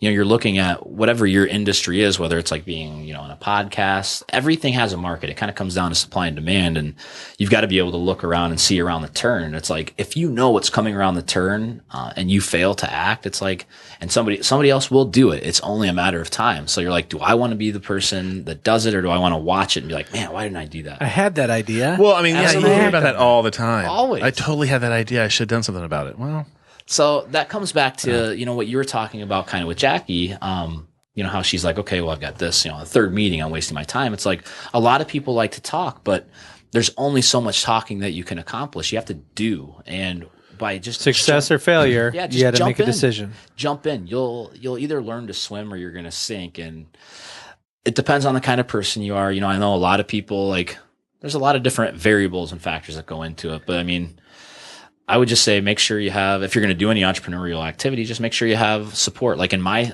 situation, Jackie was really supportive. I have a business partner, so that makes it easier too. I know that there's a lot of days where you're like, man, this is just insane. And, it's nice to have somebody else that can understand what you're going through on that level. Because otherwise it's just you, and maybe you're going to have to spend more time in the float tank. And so, so is it just you and your partner at this point? Are you the only two brokers? Well, no, we've assembled a nice team. We just got another guy licensed, that's working with us. We had another agent that came and worked with us. Him and I are brokers. And then we just opened, an office in Waterloo. We have 4 agents there. Oh yeah, that's right. Recruiting. So, no, man, it's going like amazing. Blowing up for you. We're spending a ton of money on technology though, but you have to. So right. That's the other thing I would say. Like, you get what you pay for no matter what. So just when you're going into something, dollar signs are scary, especially as an entrepreneur, because cash flow is so important. Yeah. But you have to spend money to make money. Think about it like a blackjack table in a way. It's like you put one token down, guess what? You get one token back if you get a blackjack, or one token in another piece. But you go big, you get big. You go small, you get small. I almost pulled the trigger on some technology the other day. I was telling Todd about it. I said, his partner told me that he about had a heart attack. What happened? Jackie got in my head. And I was thinking about, me too. We were talking about a lot of different scenarios of how she could help me, I could help her. Because I had brought up this whole thing about, I said, didn't you mention something about some get together with people and like introducing me to them and, kind of like this rubbing elbows thing. I go, I don't do that, so I don't know exactly what you were talking about. Because I can do the podcast, but I have this anxiety, believe it or not, around groups of people. And so we were talking about different things, and she gave a scenario of something we could do. And then she stopped, and she goes, yeah, but you guys record your podcast, and then it's like 2 weeks before it comes out. And instantly I was thinking, but what if it didn't?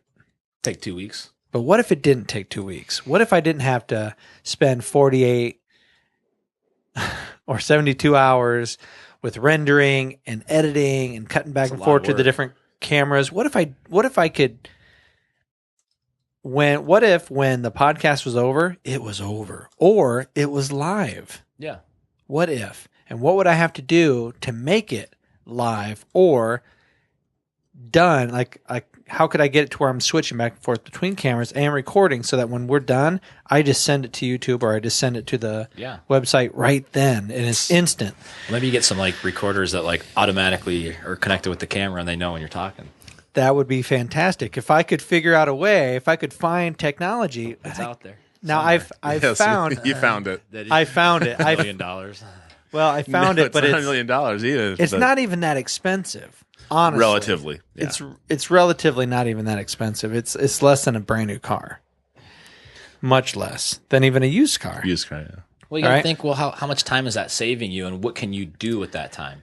Well, I was trying to sell my business partner on it, and then I told Todd about it, and Todd goes, "Oh fuck, yeah, dude, you're gonna spend how much more of your money for this? Are you sure you want to do this?" And he goes, don't fucking do this right now. And I thought, and I haven't yet. Yeah. And I thought, but if I did remove all that time spent for rendering and doing all the editing and all this stuff, if I got away with all that stuff, maybe more opportunities would arise for us.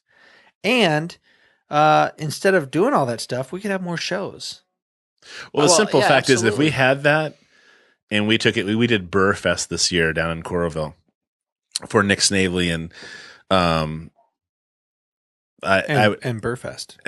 yeah, and it was fun. We had a good time, but it came out a week later, like normal, I think, or 2 weeks so you even. Be able to catch that wave that's going. And if we were there in a when corner, the energy's there, if we were there in a corner, live from Burrfest, interviewing brewers, and we interviewed brewers, but to do it live and have it like live streaming somewhere that Burrfest could throw out there, that would be a very cool thing. I mean, I totally agree. Or if there was companies out there that said, "Hey, I didn't even realize that anybody besides this organization or that organization offered this. So you're telling me I can come into your studio and talk about my business for 5 or 10 or 15 minutes every week, every Monday at 6:30. Like, honestly, like, I've been thinking about it too. Sorry to interject. That's okay.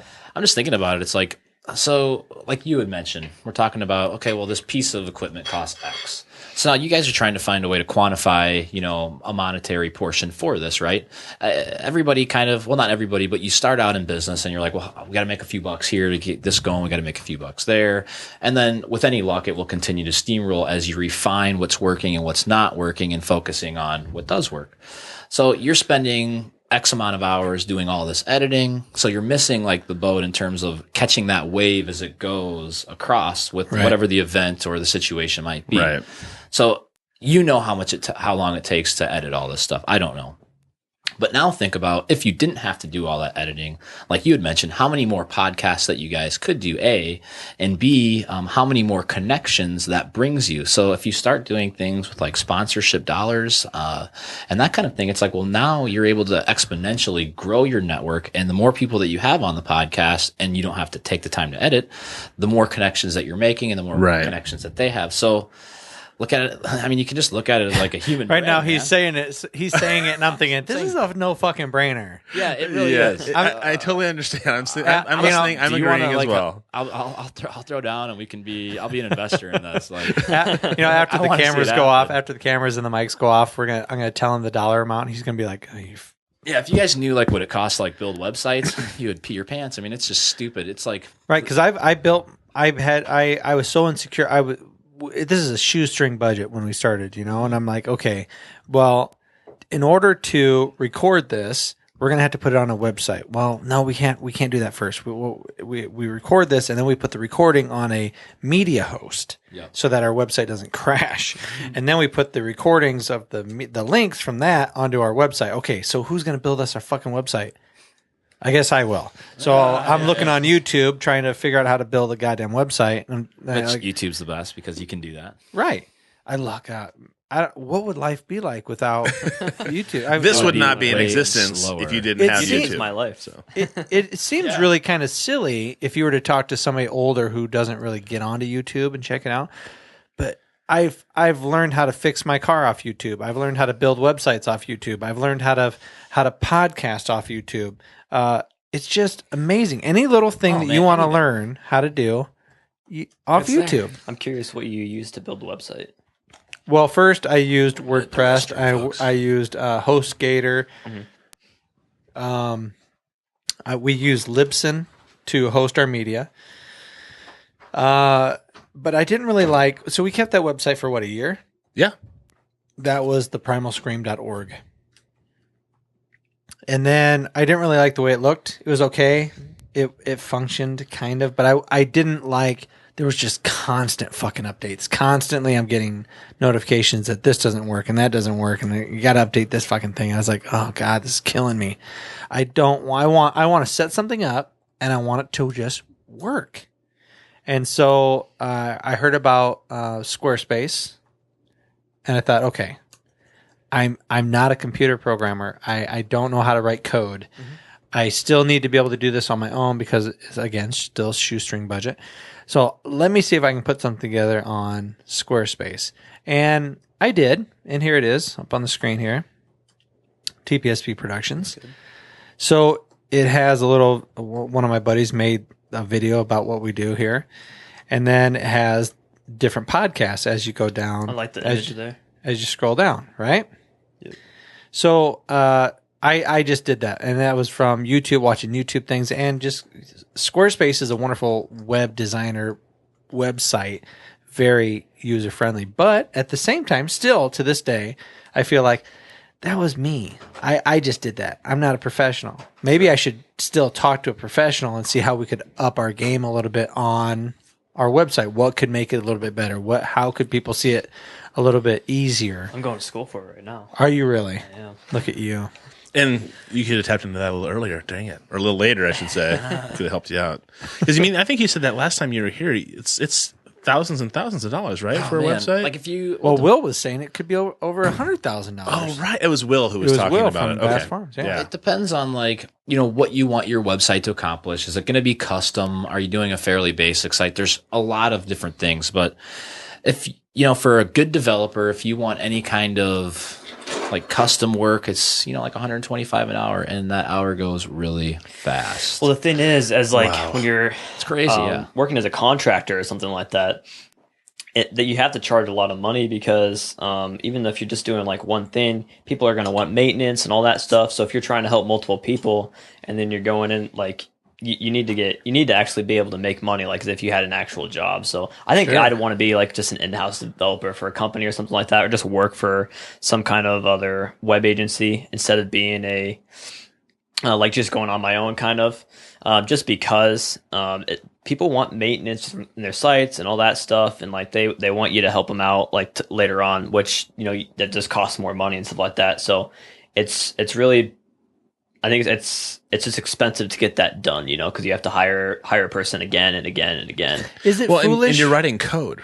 I mean, aren't you writing code? Yeah, for, that I mean, takes time. That takes time, and it's fucking intricate. Well, I was just going to say, is it more difficult? Is it daunting at all to you? Because Project Runway Chick, the beautiful, what's her name? Favorite. Yeah, she's really hot. Oh, God, She just broke it off with Seal, right? Oh, Was it yeah. Seal that she was Heidi married Klum. to? Heidi There you go. Klum. Thank Heidi you. Good Klum. job, you. Come on, You guys. know you're Man. beautiful ladies. Okay, so Heidi Klum. Voice is I'm perfect there. I'm watching YouTube, and there's a ton of YouTube commercials for Heidi Klum's new project, and it's I think Wiz. It's like Squarespace. It's a web designing. Oh well, Wiz thing. it's pretty pop. I think I see their postings on Facebook and shit like that too. So is it daunting at all? My question is when you see advertisements like this where they're trying to create websites or trying to create a platform to where me, the dumbass, the normal Joe, the random Websites fella. for dummies. Yeah, websites for dummies. Click and drag. Oh, you want this? Click and drag. Does that scare you at all? A little bit. I mean, what you're learning is so functional. You're going to be able to go in and really tweak shit. You're really going to understand the internet and websites are the new foundation of America, of the world, of every fucking business. You're going to be able to go in and tweak that stuff. So it's still specialized. It's still great. But so much business is going to get curved away from the specialists. I would consider you a specialist when you get to that point, right? Mm-hmm. And so much of that business is going to go to the dumbasses that are able to click and drag. And we're like, I think that's good enough. Yeah. And then when you get the, I think that's good enough, then a year later you're going to go, is it? Maybe I need to get a specialist and look at this. Do I have all the routings correct? I have to fix it. Do I have the code fucking correct? I thought my website was supposed to do this. It's not doing this? Why hasn't my donation button been working? Oh, it's because you didn't turn on this profile, dumbass. Well, and see, WordPress you said was kind of like that, right? WordPress was kind of tough where you had to go in and turn on a little lift of different buttons. For me, anyway, WordPress, I just wasn't up, and I think WordPress is great for bloggers. Yeah, it's good. I actually have a WordPress blog as well that I put stuff up on every so often. It's super, super simple. I didn't put any effort into it. I just made it with just a cheap template. And you can make WordPress templates and stuff like that. I haven't really messed around with WordPress too much, but it's a little bit more restricted, I think, from what I've seen versus like going your own way and using another content management systems. To me, if you're going to go with a web page for dummies, I don't think you can get any simpler or actually better looking than Squarespace. Yeah, I mean, it seems like they just kind of have their shit in order. And I mean, obviously, like you said, it's kind of like it's dumbing things down and keeping it simple. But yeah, well, it's like you were saying earlier. Like you made this site by yourself, and this looks really, really good. Now there is a few things that could be improved upon. Just like that's what Kevin Bassett immediately. Kevin Bassett was on the podcast. He also does web designs and stuff. Perfectionist whiz at this. He's going to come in here. There's design, and then there's functionality, and then this is functional. Yeah. Now it could be alternate design, and it doesn't look bad in design in comparison to a lot of websites out there. Honestly, it looks pretty good. Yeah. But it's and that's kind of going back to it's like the automation thing. It's just automation, not just in the web design industry, but in everything. Where it's like factory jobs, those are starting to be canceled out more. Everything is just becoming more automated. So over time, I mean, what it's going to become is people are just going to get more into technical jobs, and people are actually going to, I think, probably start working less because of it. People are going to start going to part-time and stuff like that. And I think it's going to be good in the end, but it's something that's happened in the past with like when we've moved from agriculture to the industrial age, where people just had to get new skills. So it's something that's happening again now that we have computers coming out and stuff. Can you imagine how farmers were freaking the fuck out when it went from a mule pulling a plow to all of a sudden you're looking over and there's this steel contraption and there's 4 or 5 of them right before the big dust bowl, just plowing acre after acre after acre of fucking field. And here's one farmer, probably some Czechoslovakian old farmer dude. I say that because I'm Czech. And he's just with his fucking mule looking over at these rich motherfuckers with all their steel horses pulling those plows through the soil going, how can you keep up with it? I mean, that's kind of the shock factor. That's what's going on right now. It's us saying, how can we automate this? Yeah. Or people automating stuff. And I'm looking at somebody going, oh my God, I spend how many hours downloading this to this, and then I take that over to this. It's nothing is automated. Will was saying that his Run Produce Run program that he created. Yeah. The website looked great. Everything looked really functional, but behind the scenes, none of it was automated. So him and help me out here. Chris Bass? No, his lady. Christine. Really the brains. Honestly, Will, you would agree. He'll admit it. Well, the brains, Christine. So anyway, it would be him and Christine really pulling all the strings, and he felt like he was the wizard behind the curtain. Like there's still this guy fucking trying to do everything to make it all make sense so that it seems like it's user-friendly to us, the users. Yep. But to him, he's like, okay, this is not scalable yet. I have big fucking plans. Isn't that like everything? I have to spend money for a professional programmer to get this. Chris Bass talked about, people not understanding where they get their produce when they go to Hy-Vee and go shopping. Yep. And he's been a farmer for 5 years doing only organic grown food here in Eastern Iowa.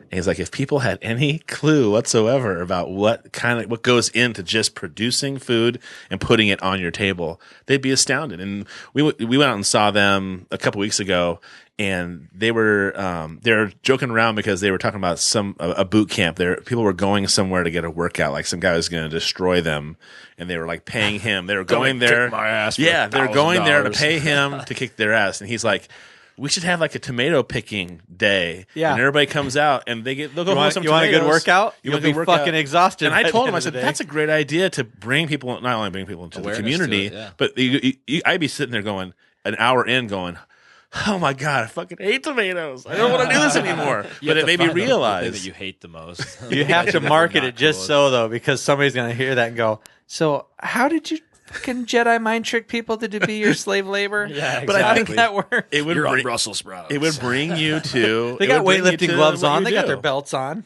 I would love that because that would make me closer to what it. I have a garden, but it's nothing compared to what he does. Mass scale. Yeah, it's crazy to think about having to try to do that. And he said he had 400 chickens with eggs, and I'm like, how just do you wake manage? up in the morning with a panic attack day in and day out? It's like the ladies. Yeah, the ladies. Sorry, I spit and it almost so many hit ladies. you. Really? I apologize. Are you spitting on my computer? No. You're disgusting. You're a disgusting human being. Like this is a website by Isn't that Kevin's? Kevin Bassett. Yeah, that thing is awesome. And his music is really. Have you heard his music? Oh man, like when It's I was in really high school, good. like we used to, because I was like a sophomore, and I think he was already out of high school, but like, Kevin would be spinning at like house parties, and like if you didn't go, like you weren't cool, like it was that kind of thing. Like he'd be getting down with like playing some funky like house, and he'd be doing like the behind the back stuff. It was just like awesome. As a sophomore, like it was like a whole show. It was the best. But see, I went to high school I graduated in '89, so I'm the oldest one here by a long shot. And house music was big when I was, and I always liked it because it had a really heavy bass line in it. Yeah. And a lot of there's not so much treble. There's not so much tangy, high pitched stuff. It's more of a low bass, and so when he started saying, I really kind of consider myself house music, I was like, that's why I like it so much. As I was listening to it, that's why I enjoy it, because it reminds me it's old school, but he has a nice modern twist on it. I mean, he has this good albums. Sounds great, and he's definitely like musically inclined. Like I think we all are like kind of musically inclined. For the most part, if we just allow it, it's like a lot of times we're like, oh, is that cool? Are we good enough at it? Does that sound right? Can we dance? It's like, stop freaking thinking about it and just enjoy it. Just move. It is what it is. Just enjoy it. Yeah, I think like, Well, I mean, we think in beats, like just the way when we shift our car, we're doing it to beats and stuff like that, to counts. Like if you're just changing the gears on your car, you're timing things. That's all it is. Yeah, just timing. Yeah. Who has a shift car anymore? Who has a shift? Oh. I would totally miss them. That's what I do learned. it. I learned to drive a Ford Ranger Nice. truck. I think it was a 5-speed. But fucking grinding those gears. But if you have a stick, then you're not ripping out your transmission. You're just ruining your clutch. Yeah, exactly. If anything. It's like a $400 fix if you're not. But good every enough at it. car back in the day had a stick. And learning how to just ease the accelerator and the clutch out a little bit as you're on a hill. That's a scary with thing. with a stoplight. As a kid, that's a scary thing.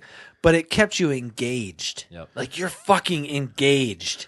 My So sister. I sit like this and I talk to people. I can have a cup of coffee. I mean, everybody's so worried about being distracted about the road. Just sitting there with a cup of coffee in the morning, you have one hand on the wheel and you're distracted right there. So I mean, Boom. I'm with you. I'd rather have a stick shift. It's sexier. You're more engaged with the road. You know how it feels. You know how your car feels. You have now. I love it, every man. car I have is an automatic now.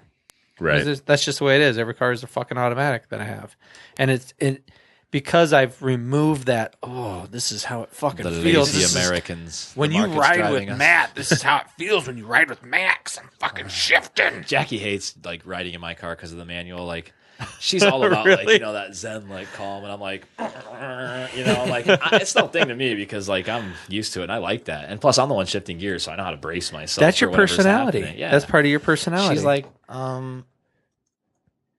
We take her car most of the time. When we're something else that she said when I was talking to her. She goes, some people have asked. There's a Buddha right there, or there's a tree on my wall, and she goes, if the sight of a man on a cross calmed me, I would have it on my wall. It just doesn't put me in a Zen mood. So I surround myself with things that put me in a calm mood. Yep. And She I likes to be thought, calm.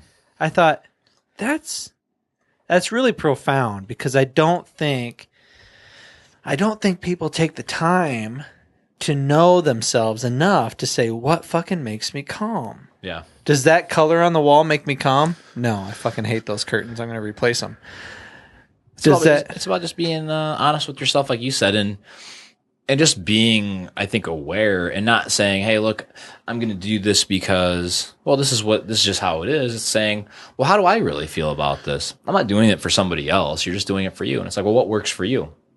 And to be able to, I think, rise to that awareness to where you finally figure that out and say, I feel like, as a society, like we always are kind of worried about what the next person thinks. There's Right. the term keeping up with the Joneses. Sure. It's kind of ingrained into us, I think, at a young age. So unless you manually decide to become aware at some point or have an event in your life that just kind of shakes you loose from that, you just kind of get stuck there. And it's nice to be able to come back to a place and be like, well, wait a minute, why was I really thinking about that? Because then you think and you're like, I was worried about what that person thought and I was going to make my decision based on that. And you're thinking, oh, it was everybody feels like that. And you're like, no, it was really just one or two people that I was kind of worried about. And you're like, I literally just might have made a move that changed my life based on that. So When you talked about hitting rock bottom and that ego thing, and I'm usually that was my moment. I'm usually a pretty mellow person How myself. many people actually let but themselves get to rock get to that rock bottom? But Yeah. I think I was thinking of Eckhart Tolle was a big influence on me. Love that guy. Yeah, I mean about separating yourself from the self.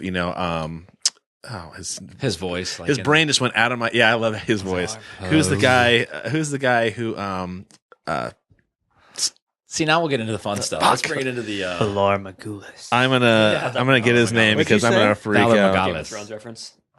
I've never heard of that. Valor Magalis. Educate me. It's a beer What- that came out. I don't want to give spoilers away. Sam Harris. Oh. Sam Harris is another guy that I like listening I don't to. think He I've talks heard Sam about Harris. separating himself from the self. You are not your thoughts. Yeah. He also talks a lot about what's the main thing he first came out with that was free will. free will. There is no free will. no free will. It's one of his big You are a things. combination of your experiences, And he talks your about memories. He talks about Eckhart Tolle a little bit, but he's gotten a huge amount of grief over the last year or so because being called an Islamophobe and things like Right. that. Because he's just like, at this point, you can't separate these terrorists from Islam, and so he's showing this comparison. The good part about him, though, is he's a very calm centered he's guy, not a and so radical. he's trying to express himself. People really feel like he makes radical statements, but he doesn't have these like blasting kind of like this is the way it fucking is. Condoning. Yeah, he's kind of just like mellow and saying, I've had long conversations with Muslim people and we've agreed to disagree, and they, You know what? It's when you're trying to explain or define who he is, and I'm listening to you at the same time, I'm thinking, you know what? He is radical. He is His not ideas- the his ideas norm are radical. because nowadays, if you're What's not radical? if you're not down with everything, if you don't fucking accept Bruce Jenner, you're an asshole. You are a fucking dick. Are you a caveman, Todd? Because if you're not accepting Bruce Jenner and every fucking thing that happens around this world, then you are an ass. No, hey, can I have my own beliefs? Can I have my own logical thinking? What Sam Harris does, which is radical, is he says, this is my thought process. This is my argument. It's logical. And if you want to have a debate about it, we can. And I'm going to stay calm. And you're either going to persuade me to change my belief system, or I'm going to persuade you. But we're going to do it like this. And it's okay for me to feel the way I am. And the funny thing is, Deepak Chopra, I like him a lot as I well. love Deepak. Yeah. He got Deepak Chopra into an absolute hizzy fit. Tizzy. It was kind of mind-boggling. I was sitting there going, wow, so Deepak's the one who's freaking out. And Sam Harris is the one who's sitting there quietly going, Yeah.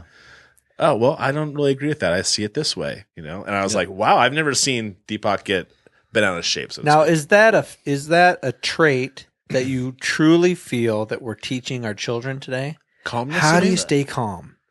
Being Now, the calm only thing is close the to this hardest. is like debate. Are you in the debate club?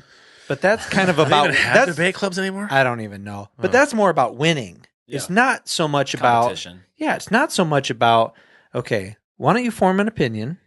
Why don't you research it so you feel secure about it? And then you need to lose your ego. Yep. You just need to stay calm. And when that guy is freaking the fuck out, you can say, I don't necessarily see your point. In fact, you're not answering the question that I proposed to you at the beginning. You've kind of circled around, and what you've said makes no sense. You Well, need to have you that see logical You're part of your centered. brain. And I think you see somebody that's like maybe more along the lines of just trying to they're looking for feedback in a way. So it's like they're just trying to justify their own opinion by talking to somebody else. And if that person doesn't give them what they want to satisfy their own ego, if they truly are, using their ego or whatever, then it's like, that's going to be like frustrating for There's somebody. like a little voice going, please justify my feelings. I need to exist. Please I need to justify exist. me. I need to Right. exist. My belief needs to And exist. see, I think that I find that more often than not, though, where I can say somebody, I can understand where somebody's coming from and not really have a good argument back because I'm just not as well versed in what they're talking about as somebody else.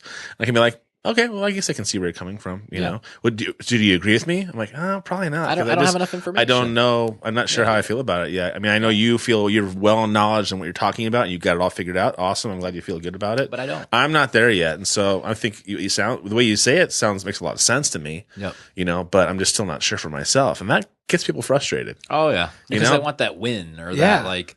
Is that what it is? It's just a win. Oh, dude, if you want to have a crazy conversation, Validates with themselves. find Yeah. a hardcore Republican gun nut. I work with a couple lot of of them. I work with a lot of people that just fucking love their guns. They love their ammunition. They can't have enough. They just want to.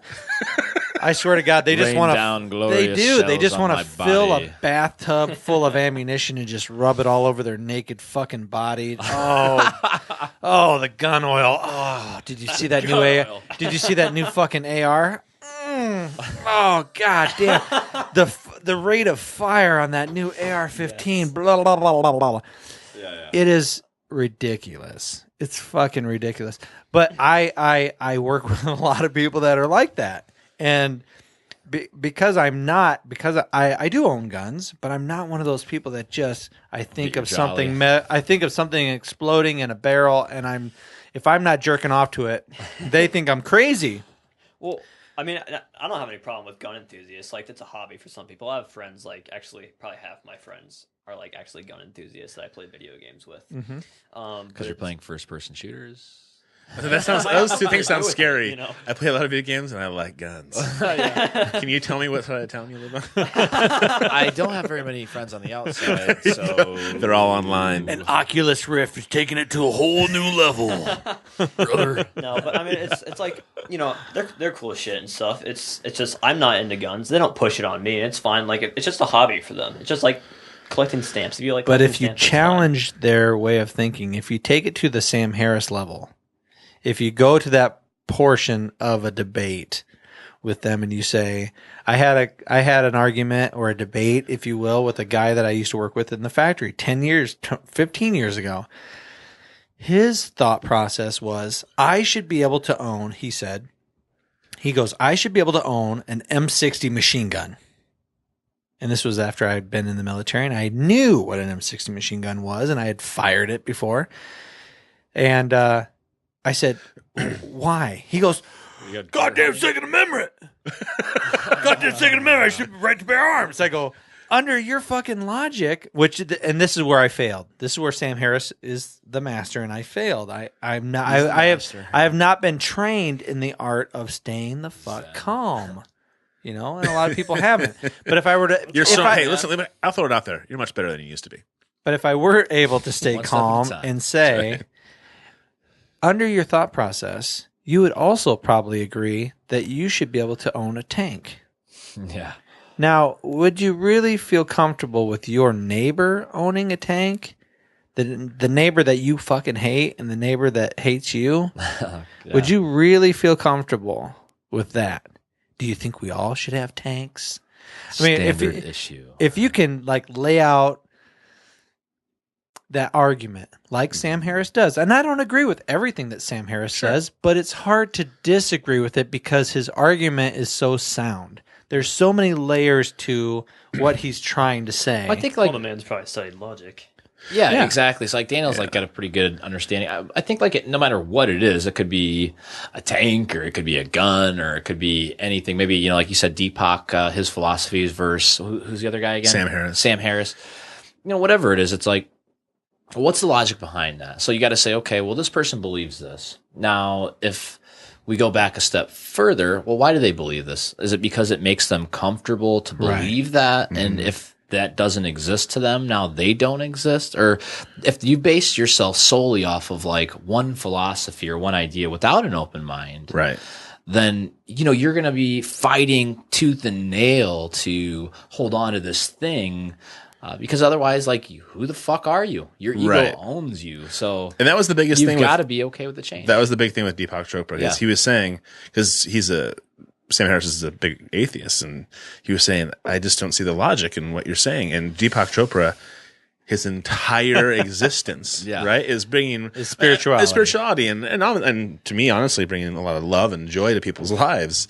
But here, this person was saying the opposite of that, saying, well, I don't think there needs to be anything, you know, and you're challenging who he essentially is as a person. And I think that happens with any kind of debate or any kind of discussion because we identify so strongly. I mean, I think that's why you have these right-wing Republicans, they have similar issues, and that is how they identify themselves. So when you challenge an idea, you're not challenging an idea, you are challenging who they are. Yeah. And that's what makes it tough. Yeah. It's a battle. It's a battle choosing to be open-minded versus having going with your opinions. I mean, if you're open-minded and your opinions are constantly changing, then that kind of affects yourself. And if that's something that you're holding on to, because that's what we build up, that's who we are. So if that exists less, then you can feel less if you choose to think that way. But you really have to change your mindset because I think they just did a poll where it's like 76% of Americans think they should legalize marijuana. Just be done. And by the way, Todd's polls are 100% accurate 20% of the time. Why? Because I read it somewhere. No, I'm just saying that I don't have it up on the screen and we can't prove it. So that was on the national news, and I don't watch the national news very often. Well, I think the biggest thing is like if you're going to talk about that, like no matter how your views are on it, like big business obviously always wins, and Colorado is getting some really big fucking wins. So with the legalization of marijuana, look at it like every state is its own independent business. It's like somebody's going to want to be like, hey, I want a piece of the pie. Since there's 2 states right now that are making boatloads of money, it's like we're a capitalist society, it turns out. And democracy, great. But the lobbying and super PACs, democracy doesn't fucking exist. Are you guys kidding me? Let's be real about it. We don't see, are you counting the votes? I'm not counting the votes. And we think that somebody is, and we hope to God that there's like some logistic honesty to it, but we don't truly know unless we're sitting in that ballot room. That is such a depressing, that is such a reality shattering statement. For you?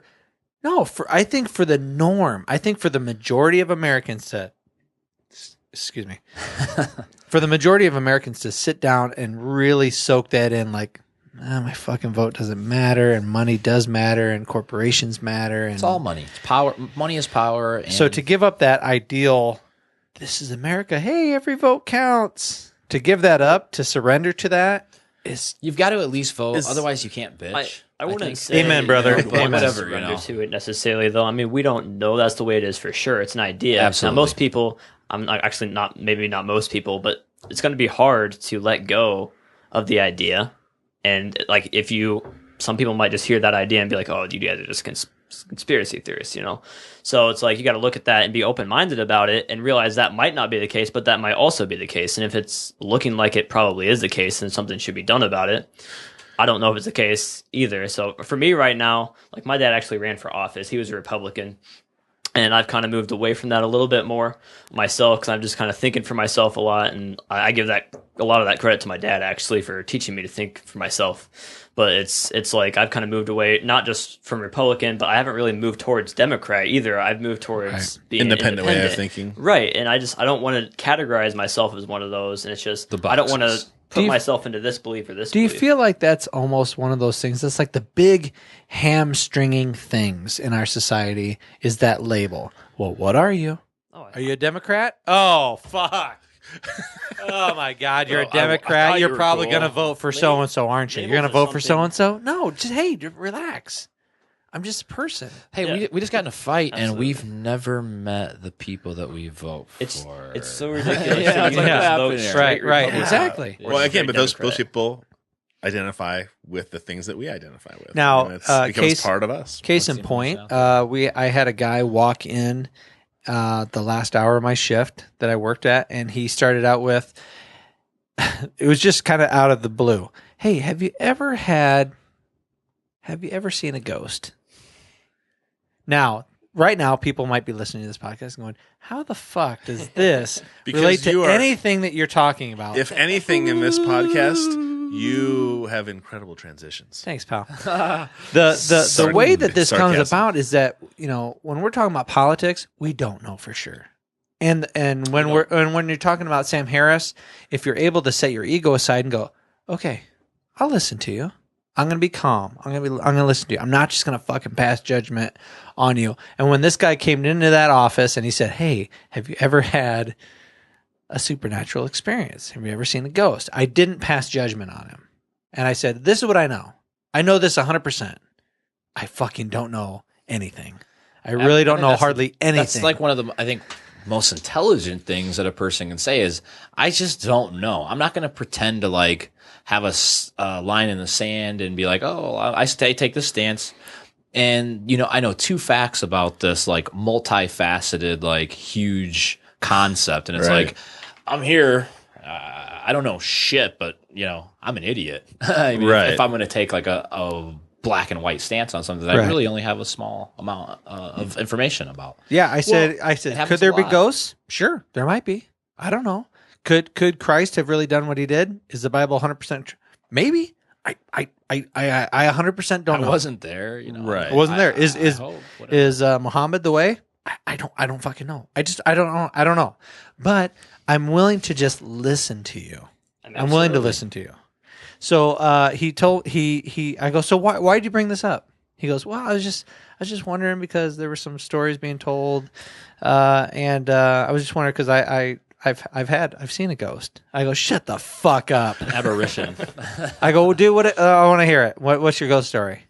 So this is my ghost story. I'm going to tell you guys a ghost story. Let's hear it. Are you going to tell it to us? I'm going to tell the story. Oh, man. It's dark. Are the streetlights on? Now, as I'm telling the story, if you guys can remember something that's fucking like, wow, nobody will believe this, but I saw it or I experienced something fucking wacky, go ahead and tell your story afterwards.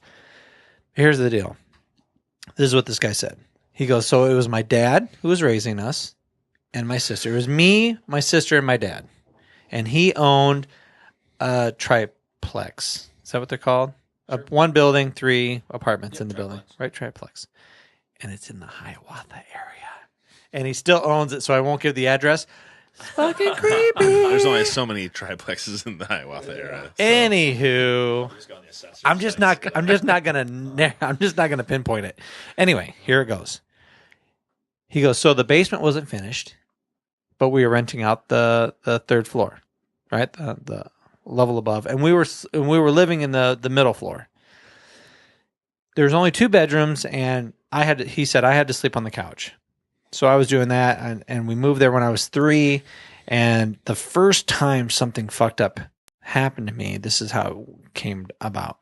I'm sleeping on the couch. It's a pull-out bed, and I feel the weight of somebody's arm kind of lean down on the mattress next to me. He goes, and I'm just scared shitless. And I'm looking at him, and he's got fucking goosebumps. Boing. Oh, really? Like now. So I'm all in. I'm all engaged. I'm like, and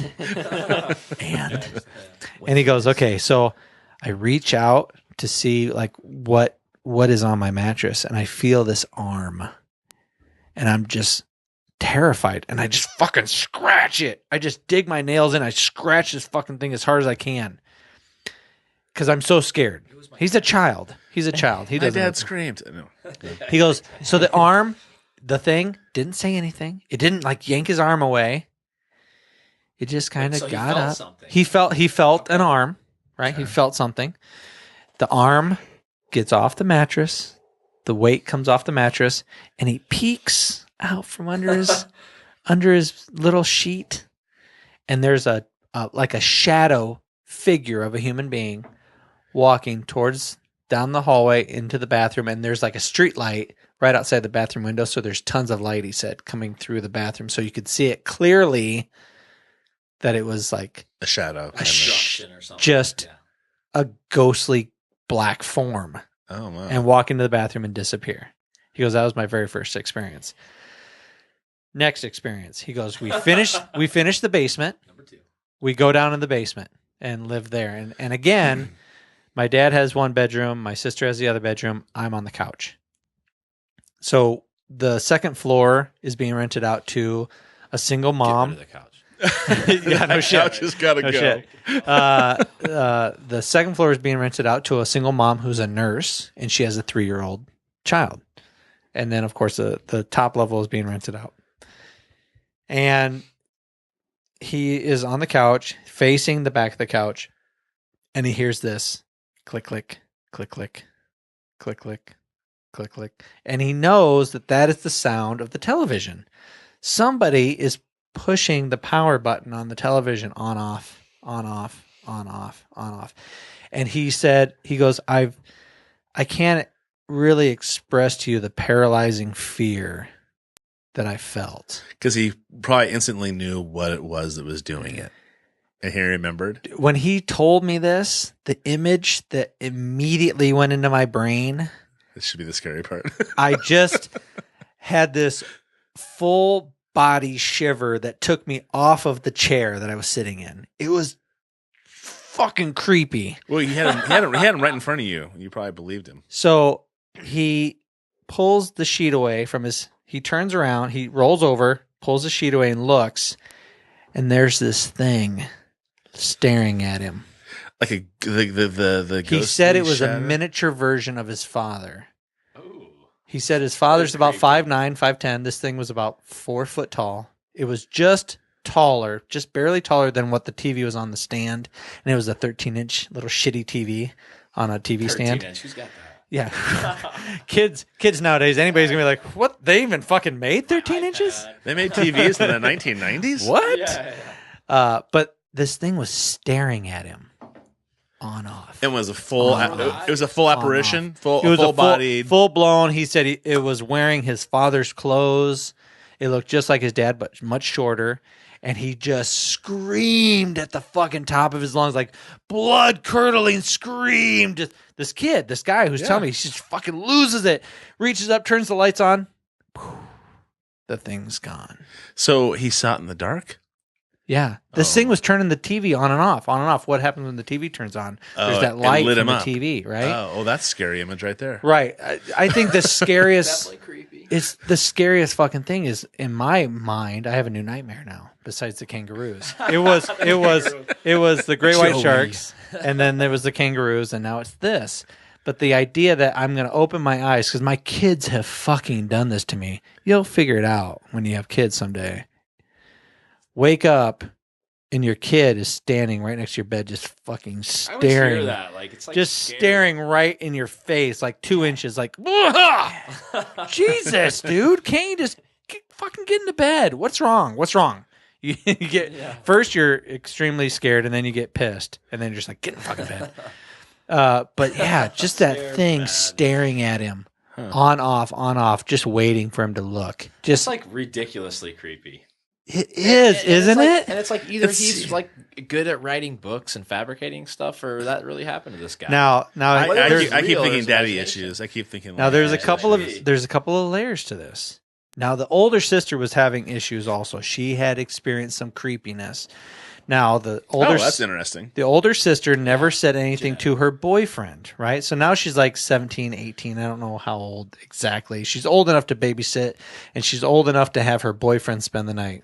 There were never girls like that when I was in high school. Right. on the second floor of this triplex, because she started babysitting for this nurse who had the 3-year-old kid. So now the next story is his sister and her boyfriend are babysitting in the place, the same building. Waking or sitting. She's asleep, the sister's asleep, the boyfriend's asleep, the kid's asleep, and all of a sudden the boyfriend wakes up to this. Jason. Is that Jason. He wakes up, looks over, and there's this little girl, and it's not the 3-year-old, but there's this little girl in the dining room just saying his name over and over and over. And he fucking grabs his girlfriend and shakes her, and she wakes up and she's like, what the fuck is going on? Turn the lights on. Boof, gone. This little girl's gone. And so he tells his girlfriend what he just saw. She freaks the fuck out because she never told him all the crazy weird shit that she'd experienced and what her brother had Then they wouldn't be experienced. together, obviously. So Obviously. now he knows. I'm not hanging So, around you, lady. so at the end of all of this, ladies and gentlemen, what I've given you is either A, start writing your scripts. That was a great little scary story. I want to call Samantha Harris. I told him about our demonologist. his dad still owns that triplex. There's something going on there. I It's bet you wouldn't it awfully creepy. It'd be cool if she came to visit to do a podcast, and then we said, "Hey, just for shits I have and giggles, I have a building. let's just walk. Let's just walk in this building, and you tell us what you feel. Yeah. We don't have to search for anything. Walk in and give us the vibe. That would be amazing. Was it published What? in a fiction book or? No, this No, is this really this happened. guy I His work coworker. with. He was just saying- telling me he was something saying he it'd be- personally experienced. I see. Triplex. Yeah, and see, she had some great stories, and she had a picture that she had taken because she's a young gal, she's like 23, 24, and we drove 16 hours up to Michigan to visit her for 2 hours and turned around and drove back. Oh, And it was our first road trip, and yeah, we won't do that again. But or I should say that we'll do that plenty of times, but we'll plan it out better. Yeah. But she talked about how she took a picture at camp with her girlfriends. It was just at some camp, and behind this couch, she took this picture, and there's a couch with her girlfriends on it. There's a cork board, and there is something in front of it. I mean, just in the cork board. And when you look at it, you think, oh, that's a reflection of something else. You think of that.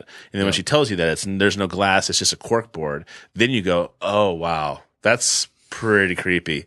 And she talked, we've said this lots of times in the podcast, but she does like house cleansings. That's what her job. She might even have a Discovery show. Get the sage out. A Discovery Channel show here pretty soon. No, she'll cleanse a house. She'll do sage. She'll cleanse a house before people move in.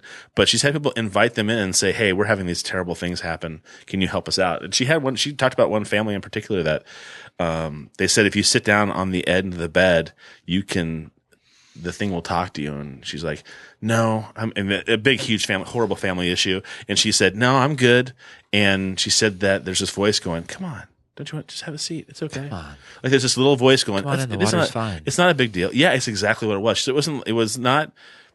She said it was creepy for sure, but it was not like this, what you would assume would be this horrible poltergeist kind of thing. It was this very subtle voice saying, just come over and sit down. It's not a big deal, kind of thing. And I mean, that made my fucking skin crawl terribly because it was so creepiest used car salesman voice you've ever heard. Oh, darling, won't you give it a try? Darling, Something come like to that. Tiffany's It was with me, just really shall weird we? and creepy. So what do you guys think? What are your perspectives on it? You think that it's possible? I think anything's possible. Oh, I'm with you. I think that. I mean, what happens after this life? I mean, we're all just energy. So something happens. You know. I don't believe in heaven or hell. I'm not a Christian. I don't follow any. I'm pretty much an atheist at this have point. physicists. But something happens. Just You have- because This is something energy. happens doesn't mean our consciousness. Yeah, we are energy. Right. You know what I mean? But you have people like saying, "Oh, hey, you know what? There's multiverses. There's the particle physicists. What is it called? Quantum mechanics. Quantum mechanics. It's just like there's so much that we can't truly wrap our fucking brains around. We are right the now. product of X amount of years of evolution. Obviously, it's all debatable, and I think that we feel unique to this planet because everything else seems to act in rhythm with the way that the planet works. And for some reason, we're able to actively destroy do the ourselves opposite. and everything else, which what we have is a gift, but it's a double-edged sword because we're able to, again, hurt ourselves. It's back to the ego again. Which, I was to say, it's the ego. You're absolutely right. The ego is a necessary evil, I think. Evolutionarily, I feel like it is because, like you said, I think that it is because like we have a lot of leftover like evolutionary traits of, well, I had to be, strong and I had to be this. And, I feel like we're kind of half monkey, half space absolutely. creature. I think we're destined for the stars at some point in our existence as human beings if we don't destroy ourselves first. Well, you know that, and the resistance to nature, the resistance to being part of everything else has always. The more I get older, and I grew up with. or how about the older I get? The older I get, The more I get older. The older I get, I think about like my things my dad has said in the past, and things that he's kind of impressed on me. The separation between man and nature seems to be like the catalyst. It's like Stupidest shit ever. Catalyst of everything going. Like Joe Rogan did a whole thing on cocoa leaves the other day. He's talking about cocaine. He's like, it's just like sugar. We start extracting just the good part, and it fucks everything up. Sugar's as bad for you as cocaine is. But if you chew cocoa leaves and you live in the area where they're from, they gave you a little bit of stimulant. They actually helped something about your blood at high altitude. Cocoa leaves help you be able to breathe easier and be able to do more things, which is why they built the Mayan temples and things like that. It has its medicinal purposes for an absolute reason. It's the reason why they have cheeks full of it doing things because it gives you something. Product of 1,000 years of like human evolution from like tribe to tribe to tribe. Yeah. And it's that like basically conglomerate of all that. By the way, like Jackie and I got to go check out Chichen Itza. I saw those pictures on Facebook. Oh my God. Yeah. No, you went before. No. They went after. They went after. Oh, I'm sorry. Yeah, you're right. You're right. Definitely went after. That was awesome. Like we got to check out like all those Mayan ruins and like the big main plaza was amazing. And you're just like, wow, I can't believe I'm like right here. But then like the surrounding area all around it, it's all the woods and it's huge. It's like all about the wells. We got to check out a cenote. We got to The cenote. Sorry. Yeah. Now I'm like, Phil expert over there. No, I'm the dumb one. Fill me in. It's like they get you over there or down there. A cenote, like, well, basically the Yucatan, which is like the southern like tip basically of Mexico. We were in Riviera Maya, which is probably like 100 miles from Guatemala. So you're like down there. Cool. And it's facing the East Caribbean or Gulf of Mexico. But anyways, like, so the whole continent or that portion of it is all limestone. So, and Iowa has a ton of limestone. That's like, we see limestone all over the place. We go to Palisades, yada, yada. But when it rains, what happens is limestone is very porous. So over thousands of years, it rains, and then water goes through that rock, and then it creates these freshwater caverns underneath. So then there's these huge, like vast, like underneath, like caverns, and it's like a river connected system or whatever. Really? So, but what happens is like there'll be a collapse here or there, and then there's just this monstrous hole in the ground, and then it's just like fresh water for like 150 feet deep, like completely clean, clear. There's a little bit of marine life, but that's like how the Mayans and Aztecs and a lot of those like ancient cultures got their fresh water, because obviously it was salt water before that, and it's really hot and tropic. It's very tropical too. I didn't know that. That's Have awesome. you ever seen those documentaries of people diving the blue? Is it they call it the blue monsters, the blue holes? That's what a cenote is essentially. So the cavern, like we got to swim in two. We got to swim in one and jump into one, which was like awesome. God, Dude, dude, that would have been cool. terrifying. Oh, fuck, I'm It's all not over that. Oh, no, You're 'cause I'm- literally like looking down, like with your like snorkel equipment in the smaller cenote, and it's like completely crystal clear, and there's like stalactites and stalagmites everywhere, and you're like you jump in this thing and you're like, oh my god, like you just look down and it's like 50, 60 feet away, just straight angled down into darkness, like underneath, and like it goes to the next one. The documentary I love I the saw scuba dive. about those things, where these divers went and they were swimming through these blue holes in the ground. Cenotes. Yeah, he's giving you the word a couple times. I know, but they were Use calling it something else, and I keep thinking if I go down this path, I'll It's the remember the the name. cenote is just the name of the opening essentially, like, and there's not really a great translation from like I think Mayan to Spanish to English, but that's what they call them. Cenote to But hole they in the would. ground. They found these freshwater animal hole. skeletons that were pristine. Oh yeah.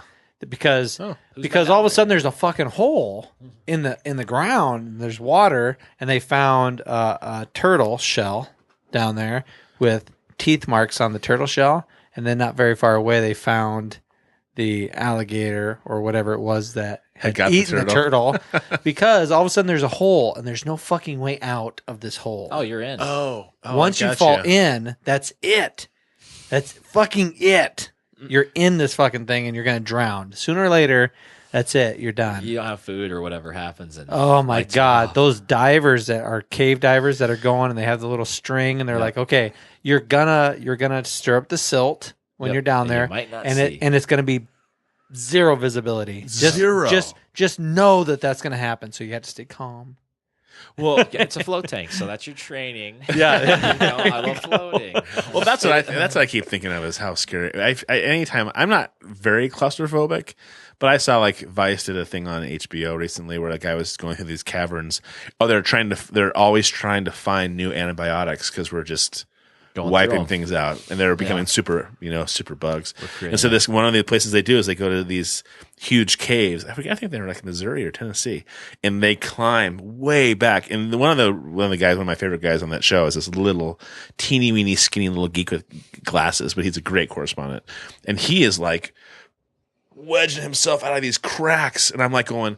I would That's first of all, I crazy. couldn't do it I because don't I'm know too that big I'd to wanna fit get in there, that crazy. and I would lose my mind to be You just get jamming. stuck? Yeah, yeah. There's nobody else here. I know I'm Yeah. not claustrophobic either. I've gone into small caves like that though. It's just like there's no way I'm gonna go through that. No way. This is Right. just way too thin for me to get through. I have to sit there and wait until I start wasting away, and then I'd probably be able to get You know, out. the idea that the idea that they're like, okay, all I got to do is let out all my air, and then I can scoot forward a little bit. No. How about you let out all your fucking air and go Backwards. go backwards? What where if you you let know all your, it's what if you let safe? all your air out and you get stuck, and now you can't fucking inhale? Oh. Sorry. So I don't feel like I'm claustrophobic, but there are certain things I'm just kind of like, I'll just skip that part. Claustrophobia. That's just like, hey, I could die. Exactly. You know. Well, Yeah. it's like, There- especially there's- if you're not confident, if you've never done it before, it's Yeah. like you don't want to just jump into that. When I was little, I remember going through like Makokata Caves. Hey, what are you and, going to do this weekend? I'm gonna go- Wapsipinicon Park's caves when I was a little kid. And you're a little kid, you can just wiggle through things. But still, I don't know. Now I'm just like, well, he and I did a firefighter training years ago down in Iowa City. That was very and they claustrophobic. walked us through this thing, Yeah. and it's completely black. You had breathing apparatus on, full gear, everything. At the end, you had to go over this. They had sheet like a. Why am I blanking on the 3/8 by what's the Plywood? Plywood sheet. You had to go over the plywood. You had to jam yourself in sideways because your air tank was on your back and it had to fit in the crack or the triangle of the wall and slide down, and then you were free, and then you had to wiggle through these areas. I got up over the edge and I was like, God, and then my bell was going off saying, your air is almost done. So I was like, I got to hurry. So I got up and I was like, fuck, this is hard. This is awkward. I jammed myself in. I'm like, fuck, I'm stuck. And then my air, when those breathers stop, you can't suck air. It's like suction your to your fucking face. mask is on and that's it. So your safety is you can unhook that from your air tank and like stick it in your pants and at least get air. Yep. I was stuck and I started going like that, panicking, and whoever was with us grabbed me, pulled me backwards, and I pulled my mask off, and I about fucking lost it. That's way scarier than the story. The ghost story. Fuck those ghosts.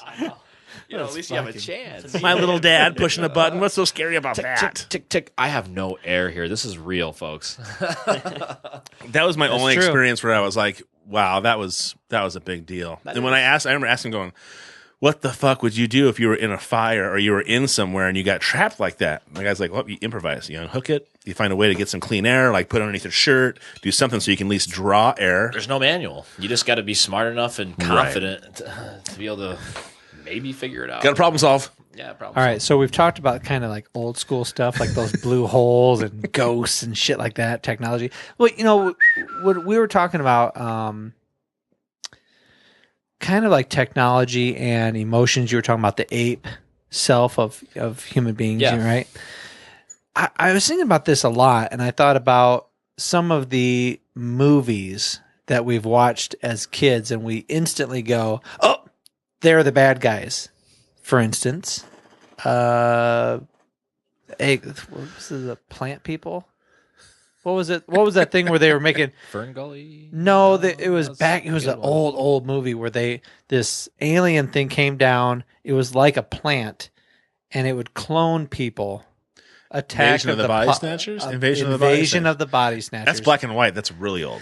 It's really old, but Okay. they made a newer version. I know the name of it. Invasion of the Body Snatchers, and the basic premise was they were removing the emotion, the illogical emotion of human beings, and you instantly like like they're the enemy in that movie. You're like you're fighting to keep the unreal. What you're saying is you're fighting tooth and nail to keep the unrealistic, absurd part of being a human being. To stay to stay an ape. Yep, exactly. Just to stay say, hey, primate. I. Just trying to make everybody Vulcans. That's what they're trying to do. Yeah. I was going to Right. say elves, but Vulcans work too. Like But now Lord of the Rings versus you come a few decades later, and now you have these movies like Ex Machina. You have movies that are discussing the possible issues of AI, artificial intelligence, and what's going to happen when there is no emotion with artificial intelligence, and you have removed what is that emotion? primate. That primate, I need to fuck. I need to be angry. I need to protect. I need. Yeah, this survival instinct, this primate thing. When you remove that, what are we? Are we just robots? Are we just organic robots? If you remove that ape-like thing, and then if we do that, then what happens, right? Like, who are we? What are we? have we become the pod people? Well, and then that and Ex Machi, what is it? Ex Machina. Because the AI in that movie becomes very self-aware, like her sexuality. It's like a whole nother level. And see, Sam Harris just talked about this too on his podcast. His podcast is really good because sometimes it's an hour, sometimes like 5 minutes. It's really nice. And part of it's meditation. He does some meditation walkthroughs too. I'll check that out. But he was saying that Elon Musk is a friend of his who he just said that this is the number one thing that we need to keep our eyes on, because within overnight they could have spanned all of humanity and all humanity's mistakes and have a better Within a week, they could have a 20,000-year evolution on us. Yeah. Oh yeah. Just like that. And when you hear about really Oh yeah, no, yeah, of piece of course. cake. I'm just getting ready to step in here. Come on in. What do you got? Yeah. On that? It just sounds scary. Well, like, not just Elon Musk, but what's Captain his face? Picard. Captain Picard. But Captain Picard follows the Prime Directive blindly. You're talking about Microsoft guy? Yeah. Bill Gates? No, not Bill Gates. It's not Microsoft guy. Apple. Really. He wrote A Brief History of Time. He was in that movie that just came out. I don't know why I can't think of his Brief name. History of Time. Here, let me pull it up. What movie? You just find the author. It's a philosopher. I mean, not a philosopher. He's a scientist. It's the guy in the wheelchair. Yeah, duh. Stephen Hawkins. Stephen Hawkins. I don't know why I couldn't think of him. Oh, that's He's right. saying the same Sure. thing. Yeah. And when you have like the smartest fucking people on the planet saying, "Hey, we might want to be aware of this." Yeah. Did you ever see that movie ought with to. who's Pirates of the Caribbean? What's his name? Jack Sparrow? Yeah, but I mean, who's Johnny the Depp. Johnny Depp? Johnny Jack Depp. Sparrow. And by the way, he was in the first Freddy Krueger movie, Yeah, I saw Edward that. So you can- Scissorhands too. and he was in Edward Scissorhands. Oh, So if you Eddie. think you're not going to be somebody because you made a couple shitty movies, Nope. just give it time. Don't stop. Don't give up on Well, he's yourself. doing Pirates of the Caribbean. What 5? 5 right now? Yeah. You could be in the movie Below, George. Yeah. Anyway, so Derek for real. God damn it! What was I saying? I can't remember what I said. We were talking about Stephen Hawkins. Yeah, we're and talking about a brief- spanning that one person that like spans all of human faults to make the evolutionary jump to make it worth it, right? Or am I way? Or out? were you talking about just Stephen Hawking's and how that guy would make a great? Oh Stephen no, Hawking? Johnny Depp did a movie where they put his personality into a computer. In the machine. Yeah. Oh yeah, I saw. Is that called the, In the Machine? I saw the preview. No, I don't know what the. I know what you're talking But the about. interesting part is that he was actually keeping the machinery from taking over and becoming a true AI. Some of his humanity had actually made it into the machine, and what everybody else thought was this diabolical machine happening, he was actually keeping things at bay from really becoming really bad. Yeah. I wasn't the bad guy, but of course they stopped him from happening. So, which in other words, what's going to happen is going to happen because you stopped me from stopping them, kind of thing. Yep. So I caught me off. I think it was a very good movie, to be Very honest. good. The movie's called Transcendence. I did see the preview. I haven't seen it. I thought it looked pretty interesting. It's okay. It's a cool concept. And it has a cool concept to it. And I mean, and that just shows you in that movie, the advancement just keeps happening. These huge waves of just brand new, they're able to heal people, I think you got to look and think about it, like Terrence McKenna. Like he's this crazy like philosopher guy. He's not alive anymore. I think he died. Yeah, he did. 90s. He did. Yeah. But he kind of goes by and he's thinking about like evolution in a very long span of time, like thousands and thousands and thousands of years, and not just like. Well, I guess if you think, okay, so humanity, like right now we have written records, 5,000 years old max. Maybe we say Max, at 10,000 best. years. Like we don't know. But we base every single thing that we know off of something that happened in that time frame. So we call it anyways. But he's talking about getting back to hundreds of thousands of years ago, billions of years ago, whatever it might be. And it's about, okay, so Earth, we start out as this thing and then, it fosters life from, sea level to, or sea life or marine life to, mammals, which, we breathe. And it's like, well, what is this like force that's like driving me, growing the grass, making the sun shine, all of those things? Like, what's this energy that's like vibrating everything? Right. What's the cause? Clearly, we're the effect and the cause, all in kind of emotion.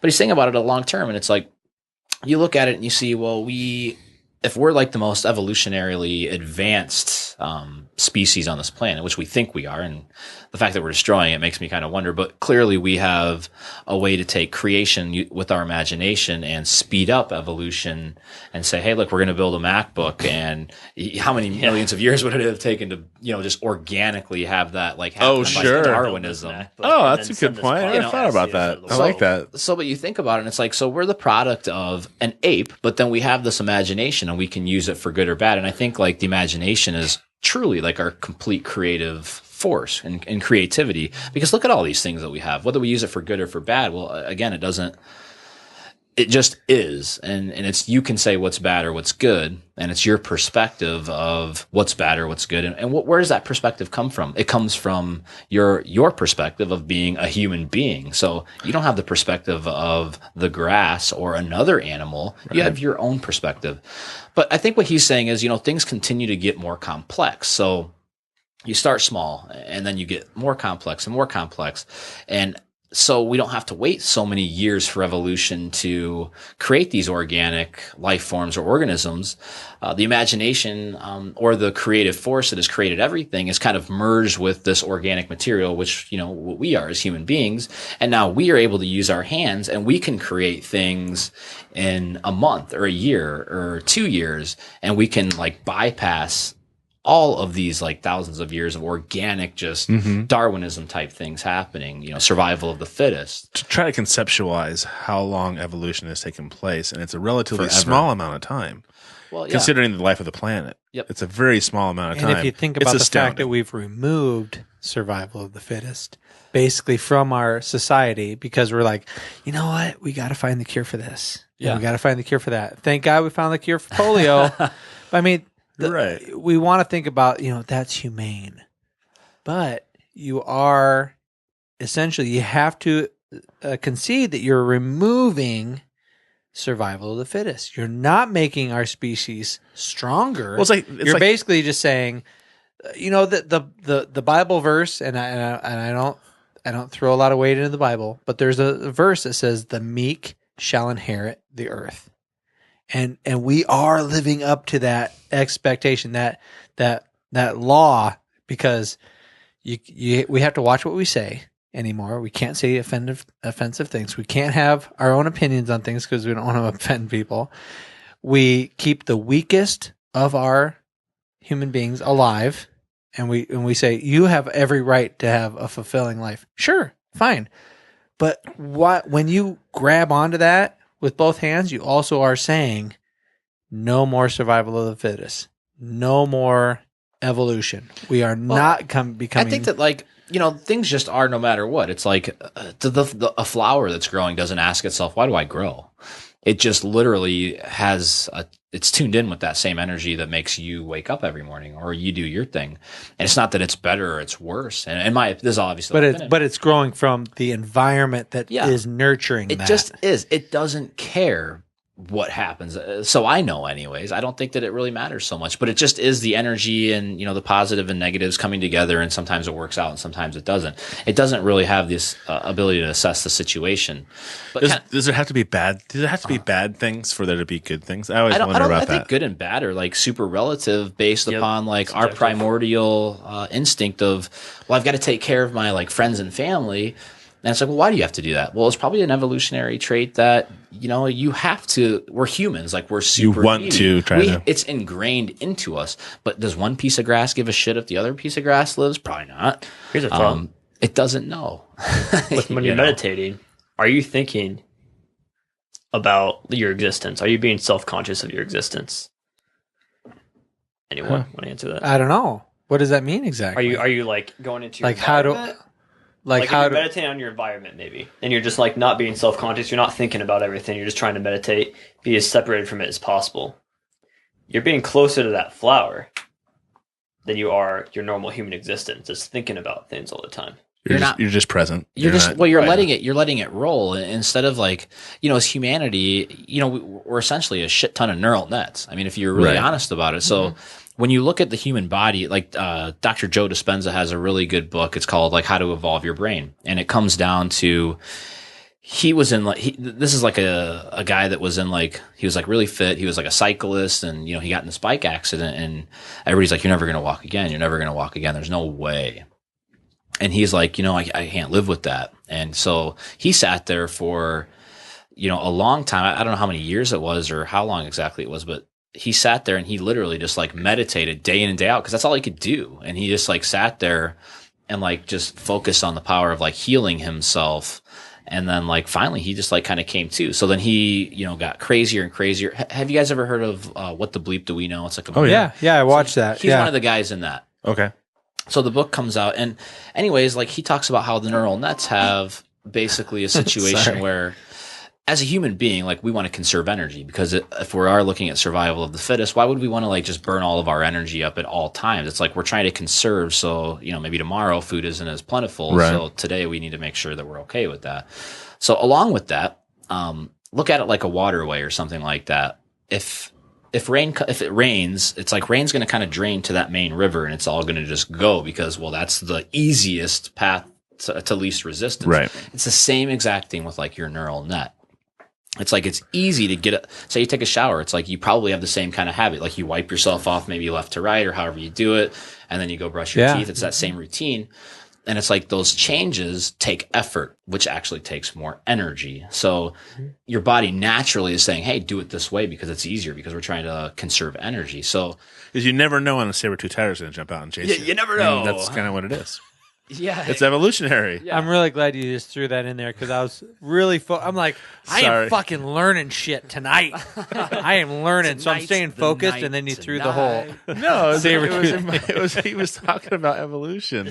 We had to make sure we had reserves of energy because you just never Yeah. knew what the hell was going to happen. Is this Dr. Joe Dispenza? Is this? Yep, the that's guy it, right here? man. Okay. He's good stuff. So like it comes down to, you're going to take that like path of least resistance unless you cognitively make a decision to say, hey, look, I'm not going to, like you had referred to earlier, hey, maybe I'm going to meditate today, no matter what. So then you made that one small change, which led to many smaller changes. And, it could have, if you look at a trajectory, it's like, say you fire an arrow this way, from here, it goes this way, but say you fire it from here, it's going to go way out there. So Over it's like, time, there's a over huge. time, there's a monstrosity of a change. Yeah. And when you break that ego down, that's when you start to, you just like release, just let those neural nets go, and you're willing to build new ones up. Let Get more the perspective. neural nets just naturally kind of happen, and realize that you're going to fight this stuff because your body it has to, because it's a survival thing. But if you're truly like that half ape, half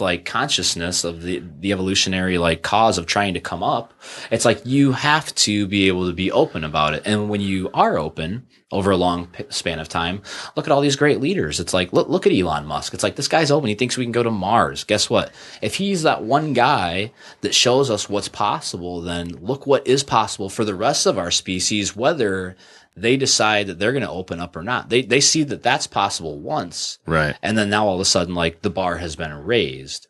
I don't know how much is hyperbole, but I mean, they're talking about his new home battery could just change The Powerwall. They could just change everything. Yeah. and they're sold out through everything. 2016. They're all sold out. And again, go to YouTube. If you don't know what we're talking about, I go really to YouTube. want the Powerwall bad. I saw it, and I've done my homework because, being in real estate, I've been thinking about it for a while. It's like building a green development where it's like, okay, well, maybe we got 5 or 6 grids over here, and Todd. we can pump, I'm telling you. Yeah, Dude, again, one more example of you can either have an idea and just watch somebody else do it, or fucking do it, because we've had this idea of how For do you years, redefine neighborhoods? You do it. You have to change how they're laid out. I mean, right now houses are laid out in neighborhoods so that it's the most economical. How can I get my most bang for my buck? Yeah. How can I It's for squeeze the as many developer. properties? It's for the developer. Right, exactly. Yeah. But if Not you the look other at side. a neighborhood as far as how do I develop a society? How do I develop a community?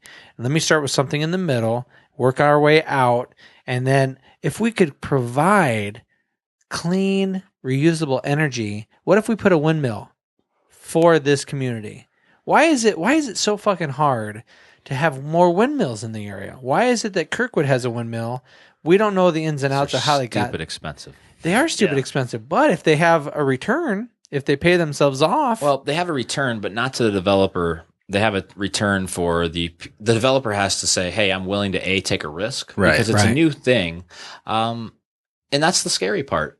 People want to do what's tried, what's true. And it takes that Elon Musk or that entrepreneurial Right, mindset to say, absolutely. hey, look, I'm going to show you what works and you're going to agree with it. Look at Steve Jobs. When he launched the iPhone, that thing was alien technology. Because I worked in the cell phone industry before that. And it was we had a Trio 650, we had a BlackBerry, we had a Windows device, and they were all garbage. I remember a Nokia 9000. Yeah. Huge phone that you could flip up and you had a full-on keyboard. yeah. But it was like a long john. Dan's like, I have no idea what Yeah. the fuck you guys are It talking was like a about. long john donut that you could flip up. I've heard plenty of stories. Yeah. But they were so expensive that nobody ever bought it.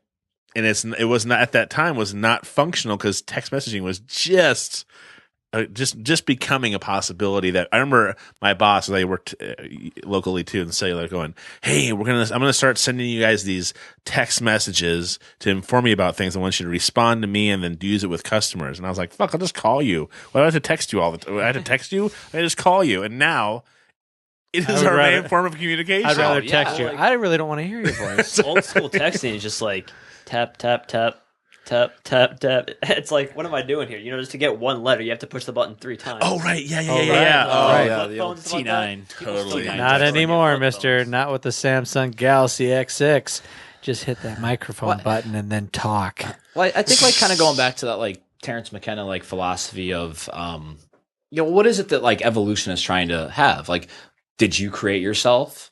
No. Like we're kind of again like coming into that like thought process of possibly being a hybrid between the imagination representing the evolutionary cause or like animation or energy that powers us. And then there's the other part of us, which just kind of is, and we're caught in this like dualistic battle of, I'm like half God, I'm like half man, it's like I can create a beer bottle and these great beers, or I can create a laptop, I can create an iPhone, I can fly, I can think about going to Mars organically. You don't just do that. But it's like, well, what is evolution trying to do? And so you've got to think like collectively through our subconscious, like we've shaped our planet right now a lot, and we've veered it off from what it naturally would do. And it's like we seem to continually get more complex. So you look at like DNA and code and evolution and all that stuff. And now look how we're organizing this and organizing that. Truly, it's all communication on some level. And we as human beings have been able to master language. And as I'm speaking right now, like you're simultaneously like understanding some of it anyway. Not only am I understanding what you're saying, but I'm also thinking Processing. that what you're saying is, I'm trying, I had it for a second. I kind of started to lose it. Our hardware isn't. What do you think will happen sooner? Do you think we'll be able to download our consciousness into a machine, or do you think we'll be able to heal and kind of malady that we have? We'll just Borg it up. Borg. Yeah. All become the Borg. and just- Well, the idea, nanotechnology is no longer a fantasy. I mean, it's the fucking legit, and they're It's using completely it. legit. Well, So it's like that sounds to Right. me like you could go in and repair cells. But pretty you know easily. what? I think so. What Rob was saying, see. I mean, it sounded really complex, and people might have gotten lost in in the words that he was using. But to dumb it down, it Please. is. Sorry, I get going a little bit. No, that's all right. I That mean, may be my because I was ADD thinking ENFP. about what you're saying, and I'm thinking, okay, I'm trying to stay with you, and this sounds a lot like this other idea, and I wonder if it's like this other idea, and it's this other idea of this question that we all ask Well, ourselves. what I'm saying- why are we here? Well, What's our purpose? I think like no matter what, whether we realize what our purpose or we don't realize what it is, maybe we aren't meant to know. Who knows? But the fact of the matter is, like collectively, we are getting more complex, and we're creating like all of these different things to share communication more quickly. And you look at like a 2-cell organism coming in, and then it grows and it continues to evolve. And we were an ape, and now we're a human. It's like, well, what's been the difference between, say, the chimpanzee and the human being? It completely is all about the connectivity. It's like, so we're able to connect concepts, thoughts way more rapidly than what that animal or that species is able to do. So now us being able to do that, we have put out these things. So now we can connect even faster than what our hardware is allowing us to do. And mainly in a computing power sort of way, because we just can't handle all the information. I mean, we're really complex. It's like our anatomy and our brain is saying, I've got to power this whole thing and just make it breathe, eat, sleep, and everything else. But I'm also going to try and problem solve, and I want to get up today, and I got goals and all of that. So there's a lot of stuff going on with the hardware that it has to deal with. So it can't always do that. So now we have created this. But what I'm getting at is that overseeing concept of what powers everything. Why is it having us come to the terms where we keep getting more organized and communicating more data, and it's transferring faster and faster and faster? It's like things are getting more complex. But at the same time, like they're getting more simplified in a way too. Well, you know what? I've never heard polarization. another conversation like this or a thought like that ever. It's a brand new concept for Really? me. I was lost in think your to you and eyes, I- not your thoughts. I but think to you and I, it's a new concept. I mean, that's. I've never thought of the idea of us evolving, and then all of a sudden, we kind of askew. We went another direction. We stopped down this almost like, for lack of a better term, a normal kind of like evolutionary path. We got to a point of whether it's consciousness or the ability to use our thumbs, and we went another direction. Yeah. I'm talking about how do we make decisions and conscious? Right. But I see a polarization. Whether it's conscious or it's not conscious, what's happened, and it's irrefutable, is the fact that we have gotten more complex in creating these things. And as a whole, if you look at the Earth as like one organism, whether you've wanted to do it or not, it's happened. And as a species in time, it's happening, and it has happened, and it is happening. So it's like, well, what does that really mean? It's not about you or me or I. It's about the collectivity of it. Because say, like, what are you made up of? Like a billion cells? I'm made up of a billion cells. Say, like, all of a sudden, like a few of these cells decided, hey, we're just gonna shut down shop and we're done. It's like you as a whole decide that you as a whole don't work anymore. So maybe the solar system works in that same way, and maybe the galaxy works in relationship with another galaxy. And what if AI? Huge thing. What if AI is our evolutionary? What if AI is what our evolutionary peak is? And what if that's what that is? If we're the ones who are designing it, if we're the ones who are leading ourselves that direction, and we keep thinking again one more time of ourselves as separate. How can we be separate when we fucking designed it and we're the one that kind of fueled its ideas? Maybe that's where we're supposed to get to. But you know what? We're thinking of the end point of there is no end. Is there?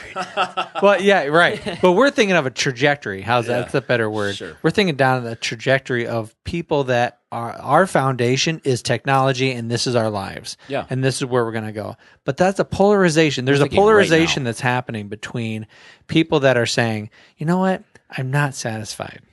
I'm not very happy with where I'm at, and I need to justify something, or I need to figure something out, and maybe that next greatest evolutionary jump, maybe that next technological jump, that maybe that's what's going to make me happy. So we have the mass majority of people are going down this trajectory, but there's also this other side, the completely other side of humanity that's saying, nope, disconnect from that, and we need to get back to the roots.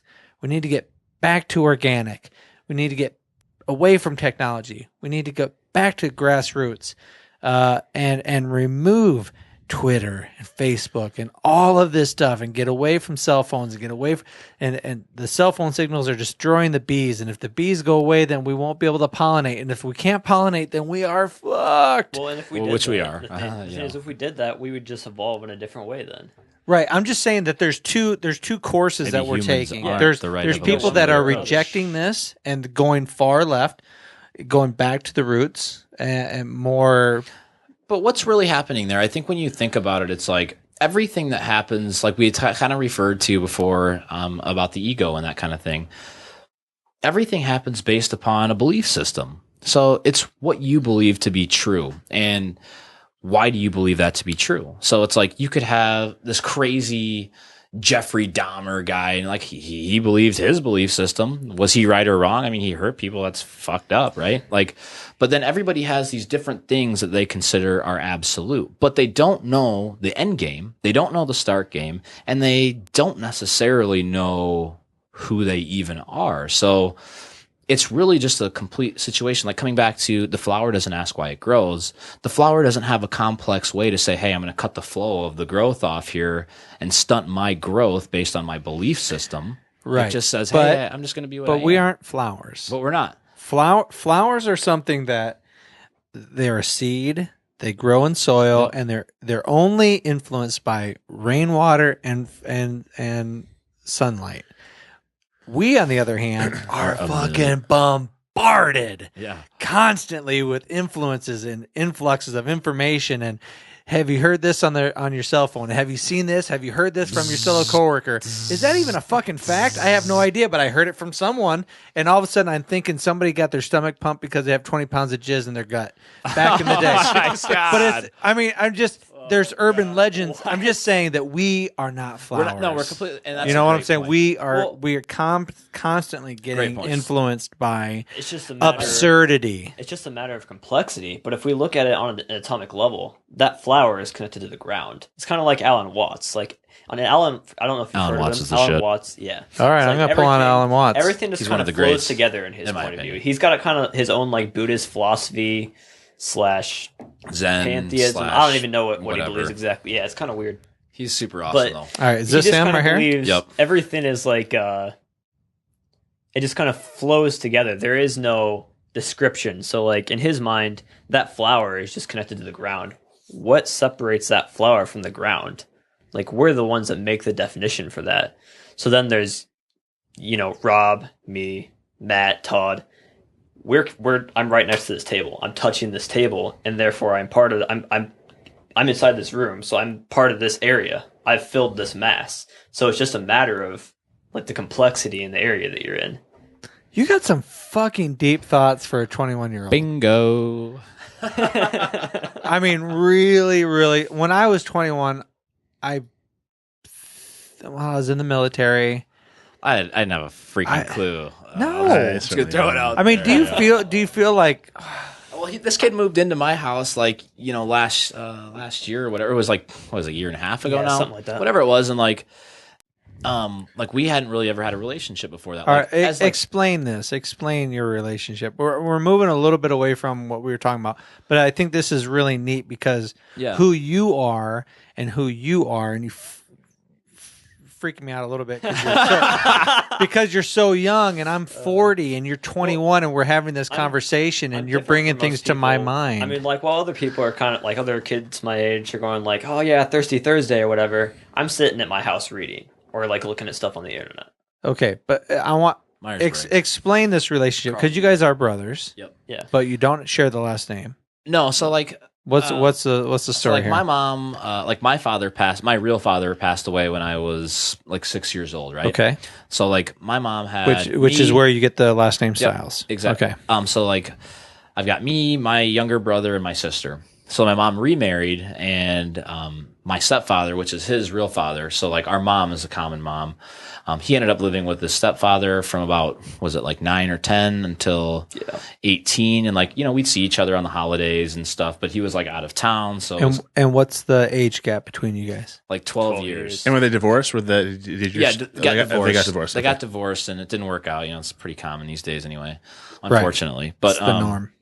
So he came back like a couple years ago for Christmas, and I was like, hey man, because he's out in the middle of nowhere. I'm like, if you need a place to stay to get acclimated to, check things out. And we chatted. I was like, hey man, I'm all good with letting you come check it out. When he was 18, when he graduated, or what? Yeah.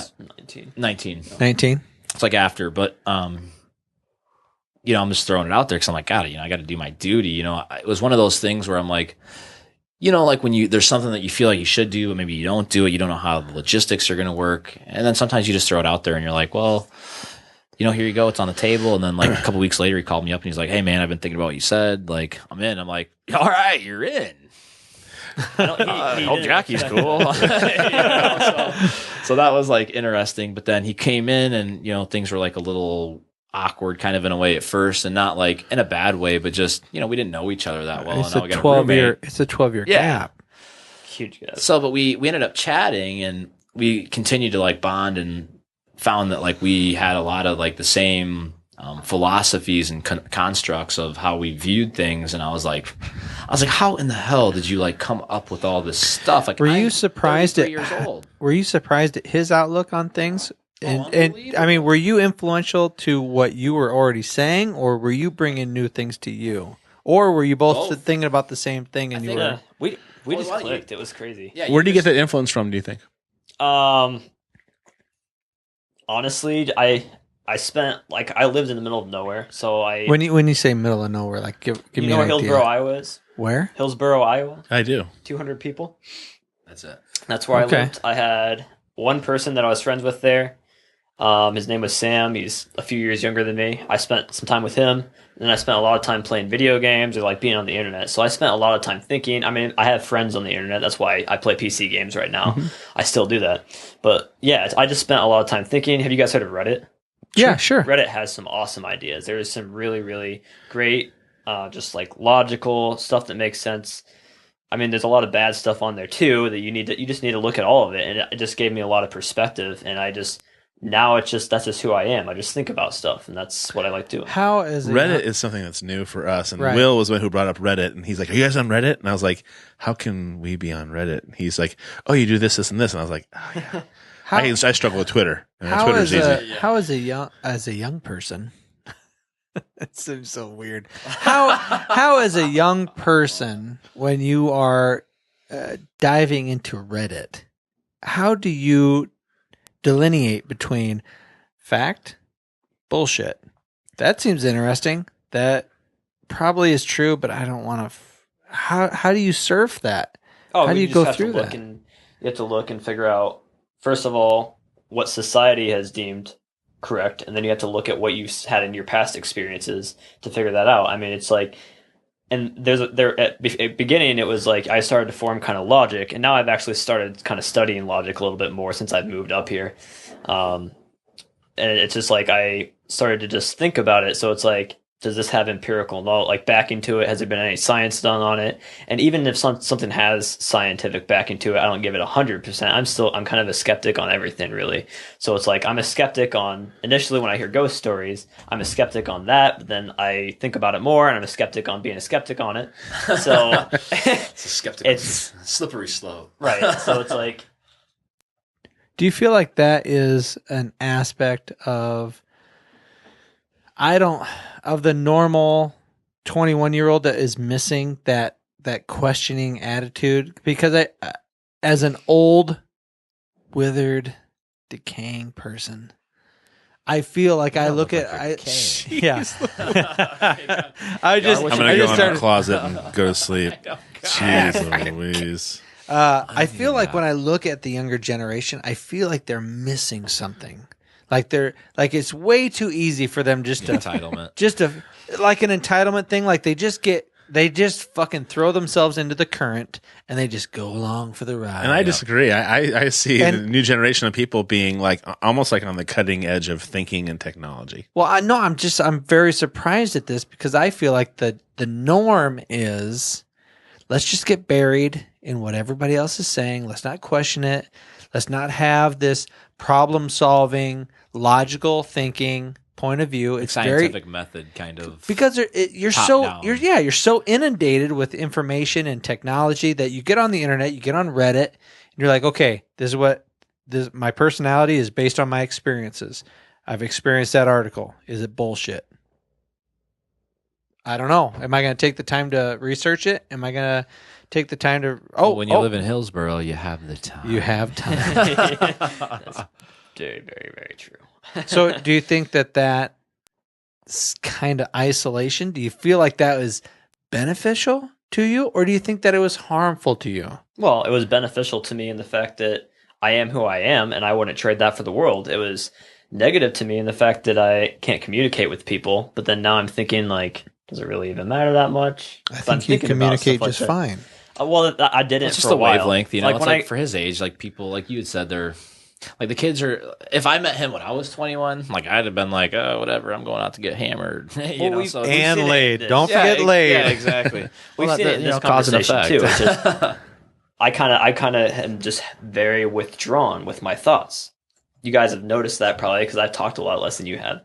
I'm very tolerant of other people. It normally happens the first podcast, second or third, not so much. Well, and it's hard with this couple personalities battling out here too. I work at Sprint now, and I did it like Rob. Something Rob's really one of his fundamentals is like going out of your comfort zone. And he talked to just talking to him, like I got into that a lot, and just like moving out of your comfort zone and just.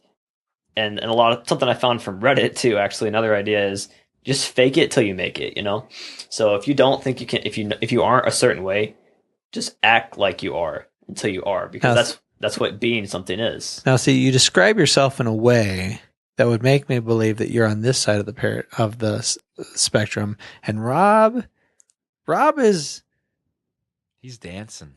Rob is on this side of the spectrum, very outgoing. You have a good self-esteem. Well, this would be a great time to transition into the Union Myers-Briggs, perhaps. Myers-Briggs personality type indicator. So I mean, how we can't. We're was almost 3 hours in. Oh Jesus! We're gonna have to. We're gonna have to. Well, I made this too. I want to show you guys. So okay, what'd you do? We're gonna have to have a whole nother podcast. What's going on here? What's this? So you guys were saying about that argument earlier. Sam, was it Sam or? Sam Harris. Sam Harris and the other guy. Deepak. So like I just kind of made this little flow chart. So we have person 1 here and person 2. Okay. All right. And they're both making arguments. Now, if you're going for a subjective endpoint, like your own belief or whatever, there's this conclusion and this conclusion. So if person 1, person 2 are trying to go for their own conclusions, then you just have a problem. That's when you have the issue of people fighting and not getting along and stuff like that. Now, people can disagree on things still, but be looking for an objective point of view, which is where you get this conclusion. The meet in the middle? Yeah, you just kind of, you don't necessarily have to even meet in the middle, but you just talk about things rationally and be open-minded and be willing to change your point of view and be willing to let go of that ego. Then you're able to get to that objective conclusion. And honestly, that's where evolution comes into play. That's where we're able to see that people can start figuring stuff out when you can just start breaking down all these barriers that we've built up and just said, this is not true. And then you just look at the facts. I like it. So where are you now? You were with Rob for a while and then on your own thing? That's me in the middle, right? What's that? You were with Rob for a little bit, and then did you move on from there and go? I'm living at Kirkwood now. I'm probably going to actually move into Ash. My other brother's here in a couple months. Okay. So. And you're going to school at Kirkwood? Yeah. Oh, awesome. Yep, for web technology. Love Kirkwood. God, I love Kirkwood. You know what? I kind of like the fact that we're leaving off on this subjective argument. You know, if you can be objective and subjective, I think at the open to those changes. End of the day, you have to think. There are no absolutes. Right. Nobody knows. You know, it's like, so you think you got something to say and you think you got something to know. No, you got something that you think you know. I think that there's just a vast amount of data out there, and with the hardware that we have to be able to bring that information in and categorize it, it's like kinking a fire hose, man. There's just no way that we can organize everything that's going on. We've got 5 senses and we're trying to make sense. Look up at the sky. We don't fucking get it. It's like we have a small spectrum of what we can study, and that is our reality. But just like anything, people are like, oh, there's no way you can fly. There's no way you can go to the moon. There's no way you can do this or that. But then again, once it happens, then all of a sudden it's like, it's possible. And everybody's like, well, you have to have the people that are outside their own little sphere of influence who are thinking bigger about things. Have you heard of the blind guy who clicks? No. He's like a modern day Daredevil. Oh, I have. You've heard of the guy who clicks. Mm-hmm. He's blind. He's been blind since he's 2. He clicks. Whatever. I can't even fucking do it. He clicks and then he figures out. It's like sonar. Yep. He rides He's using echolocation. Echolocation. Yeah. He taught himself awesome. echolocation. He makes clicks with his mouth. He sees his surroundings. Small mouth noises. And he can ride a bike. He goes out and hikes on his own. He's fucking blind. 100% blind. But that's us from our reference point. So again, coming back and trying to say, hey, all we can do is understand things from our consciousness level and the experiences we've had. And those experiences that we have had, it's like, well, what is altered those and how have we perceived those? It's through our 5 senses. So say we have 7, 8, 9, 10 senses. Guess what? We got a whole different way of looking at things, and there are no absolutes. So it's just what works for you, what resonates for you. Make sure that you feel good in your life and your situation and that you're aligned with whatever it might be. But at the end of the day, we really don't know. Nobody knows. Nobody has any absolute goal or thought unless somebody came down and was like, here it is, I'm going to bestow this energy on you. I think because people don't know and they're lazy, it's so easy to go, oh, well, no, somebody did come down and tell us, see, it's in this book. It is easy to say. You know what I'm saying? I think it's really easy for that. It's really hard. It's difficult. It's a little scary to say, I don't know, and I'm willing to change my mind on what I don't know because of what I'm going to be subjective to or objective to. People, because it's fear-based, and we go back to the old, like I was saying before, with that Joe Dispenza. It's we want to take the path of least resistance because that's just conserving energy at some point. And I think you have people, and I think that I still think that a lot of conservatives are very fearful, and so they go to that far right, and you're not coming for my guns, and everybody's trying to kill us, and immigrants are coming here doing these things. But then I also think about the people on the left who are really far to the left are so bad that we can't, talk about, the word nigger without somebody going, "Oh my God, you just said that word." Whereas I wasn't calling somebody that. Yeah, let's just I'm saying, can we have a conversation about it? What does that word mean, and why did it happen? Right? We can't do that. Yeah. I mean, we talked about this, having the idea that you can't use that word, and you're talking about social studies in the history of the United States. You have to. How can you have that conversation? How can you not have that history, and conversation? We can't be scientific if we aren't able to be honest about things and open. Right. And So it's whether like people are so far to one side. Yeah. It's all about moderation and kind of being, like you said, in the middle, open-minded. Balance. Balance. Everything's balanced. There's polarity, hot and cold. Like, can we get warm here once in a while? Why does it always have to be this side or that side? Yeah. I feel warm and fuzzy right now. I've got a couple. Thank you. I got a couple books that I brought for. We didn't even get into it. We didn't. Okay, What's so this? Oh, we're just getting I'm just gonna started throw here. them We go out. for 6 I'm just more gonna throw hours. them out there. Serpent in the sky. So this one's cool. Like, you guys know, like Graham Hancock. Yep. Oh, I love Graham So Hancock. this is John Anthony West. He did like a series called Magical Egypt. Really cool. Him and John Hancock and or John Anthony West and I'm killing myself. I had too many beers. This is the Evolve Your Brain book that I was talking about by Joe Dispenza. Cool. These are all really good reads that I've already done. This is one of this is a small short read called The Kabbalion. It's amazing. It's on Hermetic principles, which Hermeticism has to do with like Hermes Trismegistus, which if you look at like Greek philosophy, it actually translates before that to Egypt, which is Thoth, the god of wisdom. So this looks like a quick read. Yeah, well, it's pretty small. I mean, look at it. It's like 100 Hey man, pages. all I got to do at work is look at YouTube and possibly read a book. And then I think I was found gonna the tell end you of that YouTube. I thought of the Egypt part of this. When we're talking And then he about pulls Richard, out the small book. And then this is the big ice cream. Okay. Manly P. Hall. This guy wrote this book when he was 25 years old.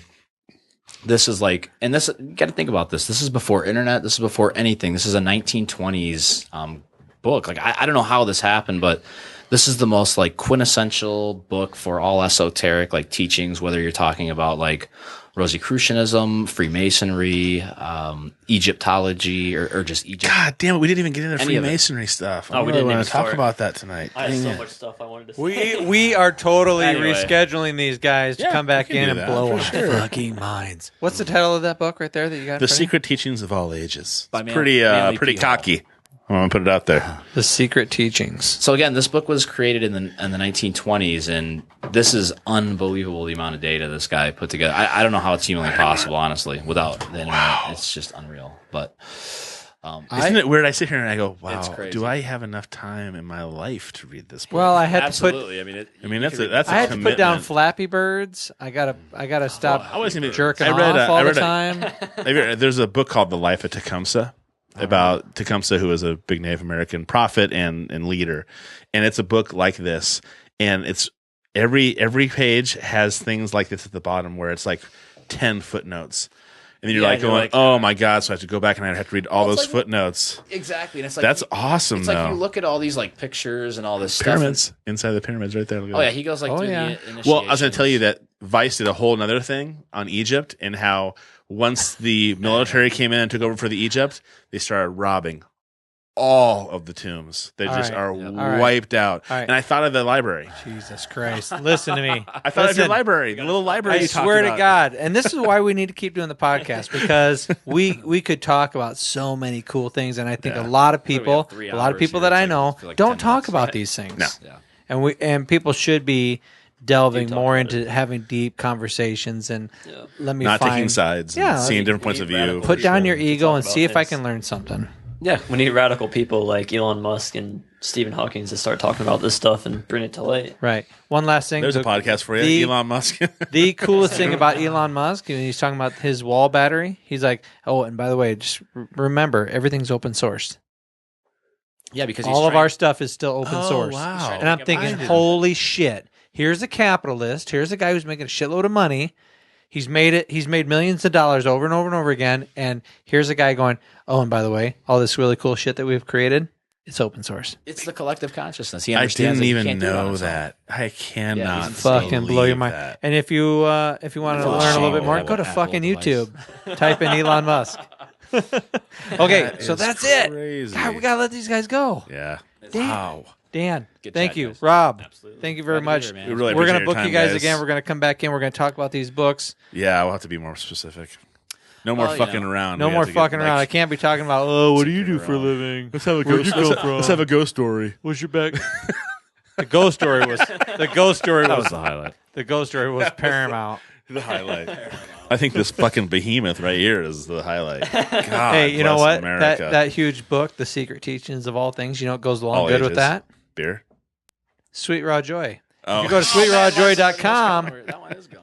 order some desserts to live for, keep your mind clear so you can get through that big fucking book, read it all. And if you want to check out the catalog of Lori Moritz's beautiful creations of Sweet Raw Joy, do that. Go to sweetrawjoy.com and order some. Stay healthy, stay natural, stay desserts to live for. If you want to book an entertainer, go to usaentertainmentagency.com. Deal with Jeff Johnson. Ethical, moral, awesome fella. He's also very funny. You might not know that, but he is. Go to usaentertainmentagency.com and check out Jeff Johnson and book your entertainer for your next event. Sawasaki. Go to sawasaki.com. You want some cool apparel? You want some shirts? You want some hats? You want some shit that's just going to make people go, what the fuck is that on your shirt? Yeah. Go to I have a t-shirt that says 99 problems, but my flow ain't one. And people ask me about it all the time. what the fuck does that mean? My It's flow- a hockey the thing. It's a hockey thing. Yeah. Shut up. Yeah. You want some stuff for your kids? There you go. Magic Man. Mini Sticks is not a crime. Living the dream. My favorite t-shirt in the whole world is my living the dream t-shirt. You know what? I really like I throw sauce because it makes me think of a lot of different things, and some of it's a little bit pornographic, but it's really funny in my head. It makes me smile. So go to sawasaki.com, order some comfortable, wonderful clothing today. And if you want to have a great time with your friends, even people you don't know, go to Cards Against Humanity. Go to cardsagainsthumanity.com, download it for free, or buy it for $25. If you Dan care about hung your... in there tonight. He did. Good job, Dan. Did you win one, Dan? Did I what? Did you win one? Yeah, I think he did. He won one. I won one. You won three, and no, Two, you won and he two, won and he three. won three. I won two. Oh, you won two. Yeah. So you did better than me. I guess. See, no, you did. Of course you did. Great job, you. So go to cardsagainsthumanity.com, get the bigger, blacker box, get all the expansion packs, get the UK edition, Canadian edition, or the Australian edition. If you just don't want, if you just want to play cards, you have no fucking clue what they mean. Get those editions, and then laugh about it all later when you get a schooling. Put it all in the bigger, blacker box. Because why, Todd? It's 21 ounces. It's 21 inches long, 17 ounces. 17 ounces of pain. That's correct, sir. After that, if you want to check out some of the things that are going on in the Nubo District, go to nubodistrict.com. If you're in the Cedar Rapids area and you're like, there's nothing going on in my area. I don't know what to fucking do. It's city's boring. Go to nubosdistrict.com and see what the fuck is going on in your area. Maybe there's some really cool stuff going on and you have no idea, but you know where you can find that stuff out. nubodistrict.com. I've actually been looking for a website like this. I didn't know that this existed. So Bam! See? Is that's Corey Bassett's? You know what? You brought a lot of knowledge to me, and I'm just going to tiny. I'm just going to give a little bit back. You to don't you. a little sliver. I'm just going to give a little bit back to you. Isn't that Kevin Bassett's? It's Kevin Bassett's. Okay, nice. Goddamn right, it's Kevin Bassett's. I'm going to give you a Werther's original. And if you want something that's going to change your life, maybe that's a little bit much. Maybe it's not. Go to Honest Floating.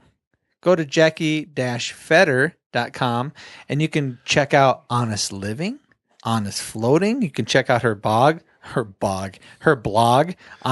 Honestly Yours blog.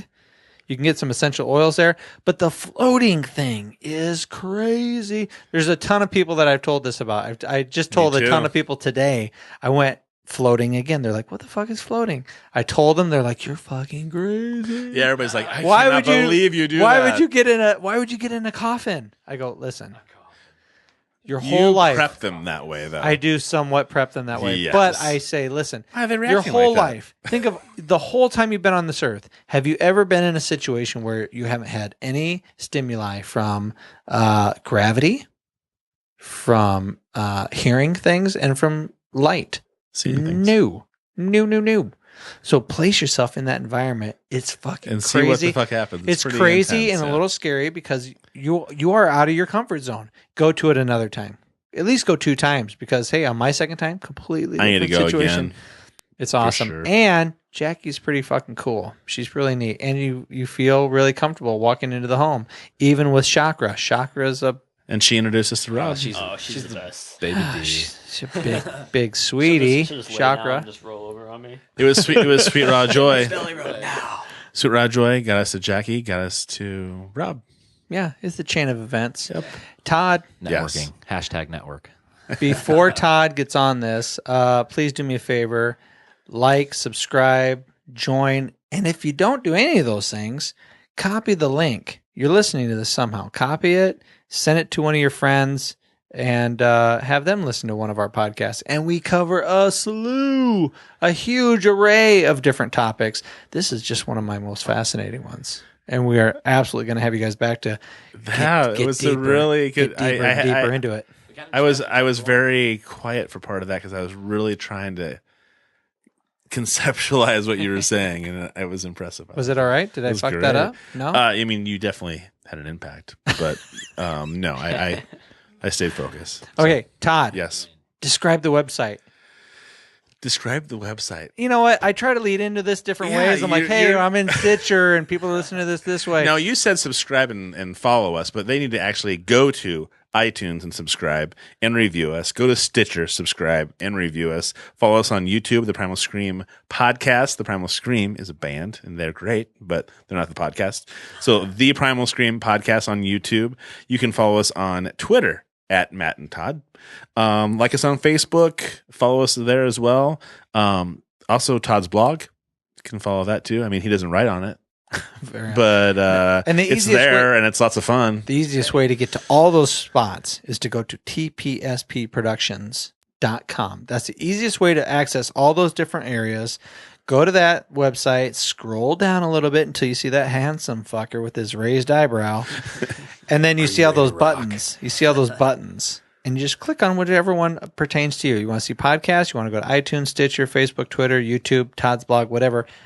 Don't forget the donations page. The button. Why is that one the smallest one? I don't know. I don't know how to make that bigger. Maybe I'll talk to Dan later. Bigger maybe, font. Maybe he can get. Yeah, you know. Maybe Up Dan. that font, buddy. Maybe Dan can get in there with his crazy coding Fingers? lingo. He calls yeah. himself the Honestly, Warlock. the only thing I The don't Warlock. like about your website is just the way that menu's set up right there. That's the only thing that really Right here? Yeah, Right that's here? the only thing I He don't actually like moved right there. that up so that when we started doing like annotations on the YouTube page, it was faster to get to for linking.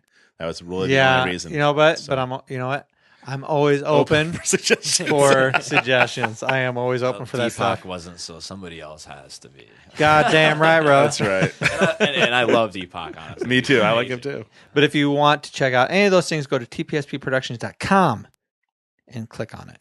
Is there anything else, Todd? Is there anything else? we need Guys, to you were talk great about? tonight. I really It really appreciate was it. awesome. Dan, You guys were great. stellar job. And way to go with being 21. You only reserved yourself to one beer. I would have been nuts. I would have been. These out of my guys are mind. giving me alcohol. He's Sweet. responsible. Yeah. Not You like- got to be proud. He's my brother. He's my brother. What I gotta say? I don't have any brothers, but I would be very proud of my younger brother if he carried himself as well as Dan did tonight. I agree. You're just flattering me now. Well, I want you to come back. This is about the money. Imaginary money. Monopolies. Well, that's it for our 3.5 hour podcast tonight. I can't believe that. Yeah. Well, it close goes, to 3.5. It very often goes fast. Yeah. So that's it, guys. Thank you very much, Rob, Thanks for Dan. having us. I'm very happy to be here. I almost said my real name, which really doesn't matter. But I took on an alias because he had to take on an alias. But fuck it. I'm Matt, I am Todd. and we'll see you later. Good night.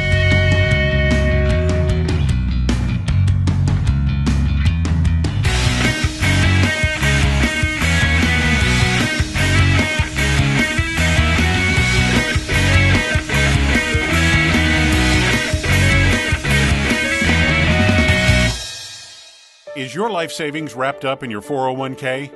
Are you worried you're paying too much in fees? Ask for Matt. Matt Westbury of Premier Investments can help you with your 401k planning. Matt's a local guy who will sit down and talk with you about what you want from your retirement and give you simple answers you won't find on a confusing 401k website or at an 800 number. Go to askformatt.com. Securities offered through Cambridge Investment Research Incorporated. Member FINRA, SIPC.